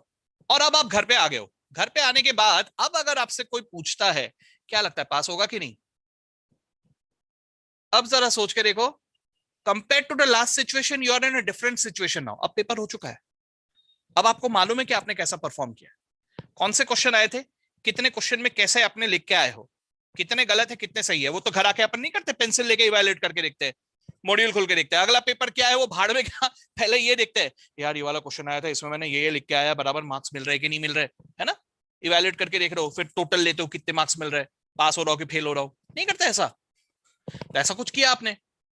अब जरा सोच के देखना, यहां थोड़ा ज्यादा एश्योरेंस से आप बोल सकते हो कि लग तो रहा है पास हो जाऊंगा. ठीक है. अरे इसमें तो एग्जाम्शन आएंगे यार, अरे नहीं यार नहीं होगा, नहीं आ रहा है पासिंग मार्क्स. ठीक है. ऐसा कुछ तो भी आप जानते हो क्योंकि you have already appeared in the paper. अब ये कॉन्टिंजेंट नहीं रहा. ठीक है. बट अगेन आप एश्योरेंस से नहीं बोल सकते कि यार इतने इतने मार्क्स आने वाले हैं, वैसा होने वाले. बट यस, इस चीज में आप एक प्रोविजनरी जरूर कह सकते हो कि मेरे ख्याल से इतने के आसपास आना चाहिए. You can estimate. इसके पहले केस में आप एस्टिमेट भी नहीं कर पा रहे थे, लेकिन अब आप एस्टिमेट कर पा रहे हो with some reasonable assurance. Can I say so. ठीक है. अच्छा. अब इसका अगला स्टेज, रिजल्ट आ गया, रिजल्ट वाला दिन आ गया, रिजल्ट वाला दिन आ गया, सब बाहर आ गया. अब कोई भी अगर आपसे पूछेगा क्या हो रहा है, सर अश्योर्ड है यार, दिख रहा है इतने मार्क्स मिले, पास हुआ फेल हुआ मालूम है अपने को. बात समझ में आ रहा है. अलग अलग चीज की रिपोर्टिंग कैसे होगी ये डिपेंड करता है उसके स्टेज पे. ठीक है. पहला स्टेज जो मैंने आपको बताया दैट वाज कॉन्टिंजेंट स्टेज. अगला स्टेज जो मैंने बताया दैट वाज प्रोविजनरी स्टेज. और आखिरी स्टेज जो बताया that was the confirm stage. ठीक है. Yes. So now sorry I am coming to asset and liabilities. ये बात तो हमको भी समझता है कि ये दोनों क्या होता है. भैया कहीं से पैसे आने वाले हैं तो असेट है, लेकिन पैसे देने पड़ेंगे तो इट इज लायबिलिटी. बरोबर. अब ये दोनों में अगर मैं ऐसा कहूं कि यार ये असेट आएगा कि नहीं आएगा मालूम नहीं, it is dependent, it is contingent. ये अगर हुआ तो आएंगे, नहीं हुआ तो नहीं आएंगे. पता नहीं यार क्या होगा. आपने कभी डेरिवेटिव इंस्ट्रूमेंट्स के बारे में सुना है. देखो वो टिपिकल एग्जांपल तो मैं भी दे सकता हूं जो सभी पूरे दुनिया में दिया जाता है, लेकिन मैं थोड़ा अलग एग्जांपल देने की कोशिश कर रहा हूं. तो कभी सुना है derivative instruments, ever heard about this. पढ़ोगे आगे चल के आप लोग इसके बारे में. Anyone nose derivative instruments. Maths के डेरिवेटिव्स की बात नहीं कर रहा हूं, मैथ्स के इंटीग्रेशन डेरिवेशंस की बात नहीं कर रहा हूं. हाँ चलो ठीक है मैं बता देता हूं. डेरिवेटिव इंस्ट्रूमेंट्स मतलब जैसे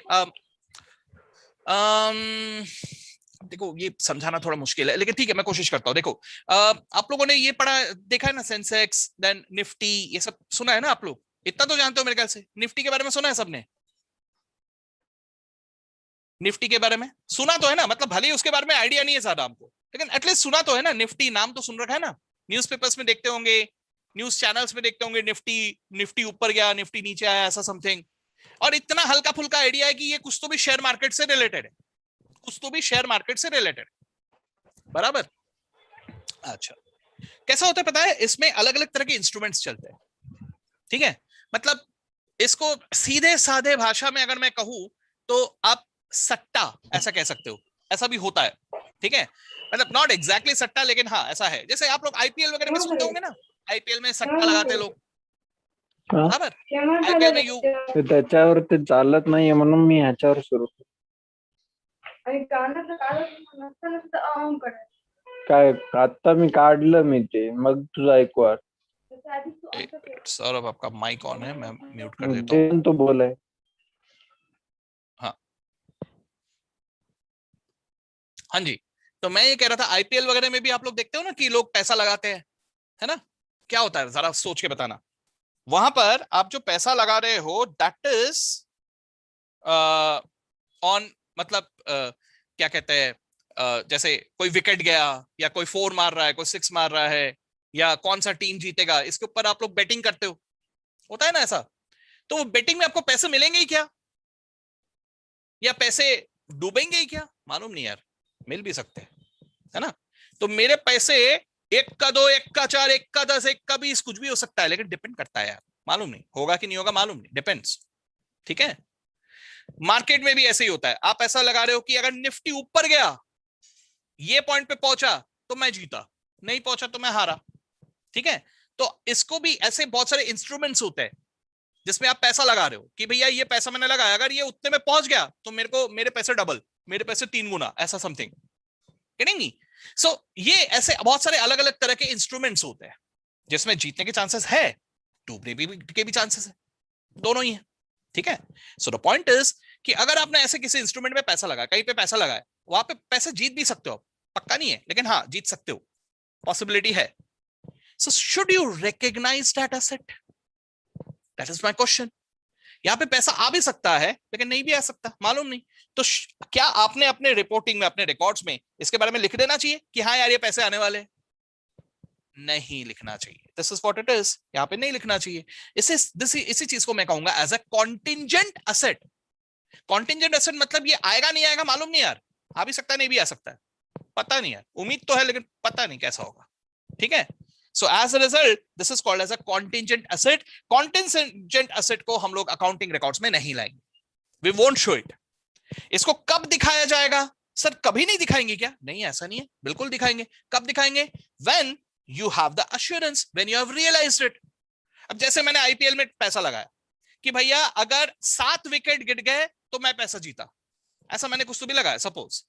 अब 7 विकेट अगर गिर गए तो I have realised my money. वो सेटलमेंट इमीडिएटली नहीं होता, वो पैसे इमीडिएटली बैंक अकाउंट में नहीं आते, उसको वक्त लगता है। ठीक है, लेकिन 7 विकेट गिर गए ना, now I know it's an asset. ठीक है, लेकिन जब तक वो हुआ नहीं तब तक इट इज कॉन्टिंजेंट। ठीक है, तो I will recognise it as an asset जब वो इवेंट पूरा हो गया, जब वो कंप्लीट हो गया तो मैं बिल्कुल उसको रिकॉग्नाइज कर लूंगा, लेकिन तब तक नहीं करूंगा। Yes absolutely correct, that's prudence, this is written in prudence. और इसके बारे में एक और चीज के बारे में आप लोगों को मालूम होना चाहिए, हालांकि इसके बारे में आप लोग डिटेल में बाद में पढ़ोगे, इसी के बारे में AS29 भी डील करता है। ठीक है, तो ये आपको मालूम होना चाहिए कि इसके बारे में स्टैंडर्ड्स में भी लिखा हुआ है, अभी वो ज्यादा उसके बारे में मत जाओ, लेकिन हाँ इसके बारे में स्टैंडर्ड्स में भी लिखा हुआ है। ठीक है, जिसके बारे में और डिटेल में आप लोग पढ़ोगे इन लेटर स्टेजेस। ठीक है, अगर मैं स्टैंडर्ड्स की बात करूं तो बहुत वक्त लगेगा इसको डिस्कस करने में, लेकिन अभी मैं उतना नहीं बताऊंगा, थोड़ा सा ही बताऊंगा जितना अपने लिए रेलेवेंट है। तो रेलेवेंट क्या है कि कॉन्टिंजेंट एसेट्स को हम लोग अकाउंटिंग रिकॉर्ड्स में कभी नहीं दिखाएंगे unless and until it is actually realised. If it is realised then only we will recognise that as an asset, but जब तक वो कॉन्टिंजेंट है तब तक मैं उसे कहीं पे भी नहीं लिखूंगा। ठीक है, अच्छा कॉन्टिंजेंट एसेट को लेके किसी के मन में उम्मीद भी नहीं जगाना, किसी के मन में उम्मीद भी नहीं जगाना, वो भी गलत होता है। ठीक है, अब जैसे फॉर एग्जांपल मैं ऐसा कहता हूं, देखो मैं एक अलग एग्जांपल दे रहा हूं, शायद ज्यादा अच्छे से समझ में आएगा आपको। ठीक है, एक देयर इज सम बॉय, ठीक है, और उसकी कोई क्रश है। ठीक है, क्रश, और वो पूरे क्लास की क्रश है एक्चुअली। ठीक है, ऐसा अक्सर होता है, क्लासरूम में अगर होता तो ज्यादा अच्छे से समझ में आता था। ठीक है, जनरली सबके कॉमन क्रश होते हैं क्लास में, मैंने तो ऐसा ही देखा है। तो अगर ऐसा हो रहा है तो एक है कोई तो एक बंदा, ठीक है, वो उससे बात कर रही है, द क्रश, शी इज, मतलब थोड़ा बात कर रही है, भाव दे रही है, जिसको हम लोग लड़के जिस भाषा में कहते हैं, भाव दे रही है। ठीक है, तो समथिंग लाइक दैट, ऐसा चल रहा है। ठीक है, अब यहां पर वो लड़का तो पूरी उम्मीद से बैठा हुआ है ना, अगर बात भी करने, अगर हाय भी किया तो उसके मन में तो ख्याली पुलाव पकने शुरू हो जाते हैं, दिल गार्डन गार्डन हो जाता है, बरोबर, बे हाय किया, वाह, समथिंग लाइक दिस। ठीक है, अब उसने इन जनरल भी अगर हाय किया तो भी ये तो भैया ये हाय किया यार, अबे तेरे को नहीं किया मेरे को हाय किया, देख देख देख, गेटिंग मी, ऐसा होता है।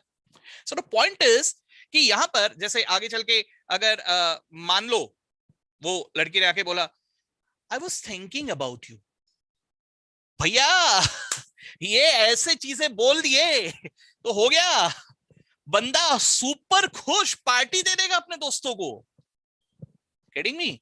तो भैया पॉइंट इज कि ऐसे किसी भी तरह के उसके मन में उम्मीद नहीं जगाना चाहिए, दिस इज रॉन्ग। अगर आपके तरफ से बता बराबर है, ऐसे बोलना नहीं है, then in that case you should not create any उम्मीद। Getting me? अरे बाबा, हर चीज मेरे साथ ही हो ऐसा जरूरी होता है क्या?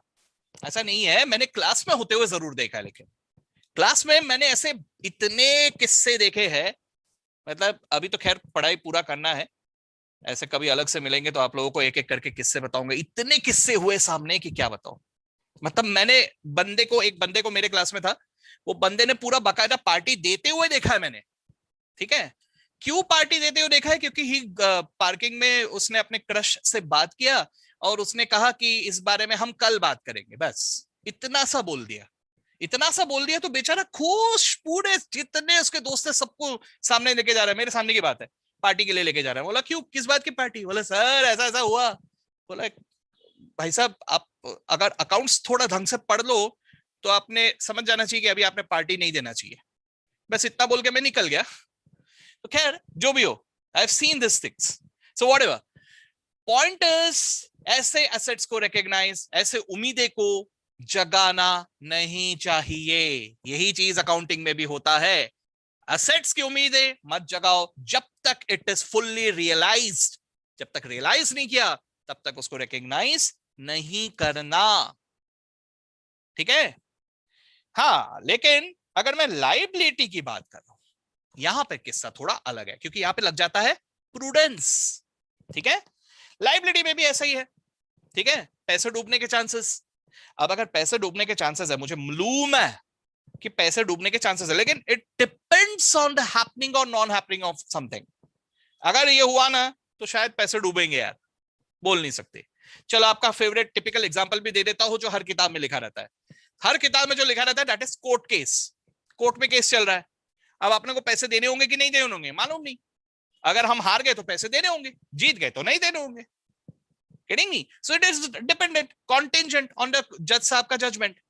ठीक है? So this is something contingent.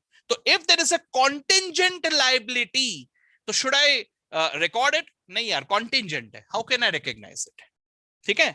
तो कॉन्टिंजेंट लाइबिलिटी को भी मैं यहां पे रिकॉग्नाइज तो नहीं करूंगा, लेकिन मैं इसे फुट नोट में जरूर मेंशन करूंगा। जैसे अभी कोर्ट में केस चल रहा है, तो मुझे मेरे स्टेटमेंट्स में, फाइनेंशियल स्टेटमेंट्स के नोट्स में ये बात मेंशन करना होगा। पढ़ने वालों को बता देना चाहिए कि देखो भाई साहब, ये ना ऐसा ऐसा कोर्ट में केस चल रहा है जिसका अभी रिजल्ट नहीं आया, मालूम नहीं, हम लोग जीत भी सकते हैं, हार भी सकते हैं। अगर हारे ना तो इतने इतने पैसे देने पड़ सकते हैं, ये जान लो भैया। ये उससे अगर छुपाओगे तो गलत होगा। तो you should at least inform him, but yes, you should not recognise that as a liability. ठीक है? सिंपल सा है। ओके। हाँ, लेकिन एक चीज है कि आगे चल के, जैसे मैंने कहा था ना कि अभी जब तक अपने एग्जाम नहीं दिया तब तक कॉन्टिंजेंट है, एग्जाम दे दिया तो देयर इज सम प्रोबेबिलिटी, अब प्रोबेबल है कि इतना इतना आएगा। कोर्ट में केस चल रहा है, कोर्ट में केस चल रहा है, तो अब एक स्टेज आता है जब दिख रहा है गया है यार, हाथ से गया, अब सिर्फ जज साहब का जजमेंट देना बाकी है। वी नो कि वी हैव लॉस्ट इट। ठीक है? लेकिन वही अभी फाइनल जो प्रोसीजर्स रहते हैं वो थोड़े प्रोसीजर्स पूरे होने बाकी, बाकी वी हैव लॉस्ट इट, मालूम है। तो अगर ऐसा हो रहा है, then in that case there are two stages.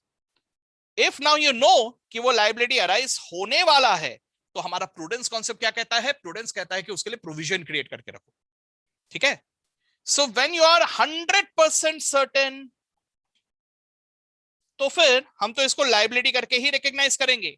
लेकिन जब तक वो नहीं हो रहा है तब तक के लिए we will create a provision on estimation basis.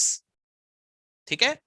अब ये कैसा होता है, क्या होता है, इसका डिटेल आप पढ़ोगे बाद में, लेकिन फिलहाल सिर्फ इतना जान लेने से काफी है कि if it is contingent, don't record, just right in a footnote.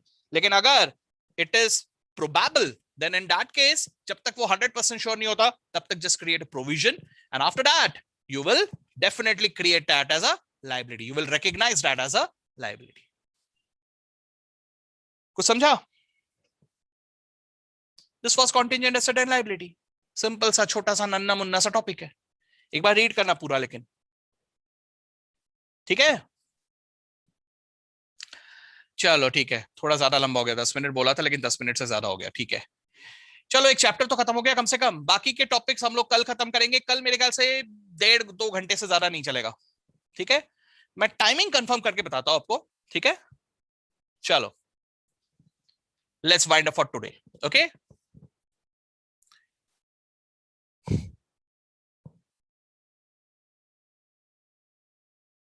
Welcome, welcome, beta. Goodbye. Welcome, welcome.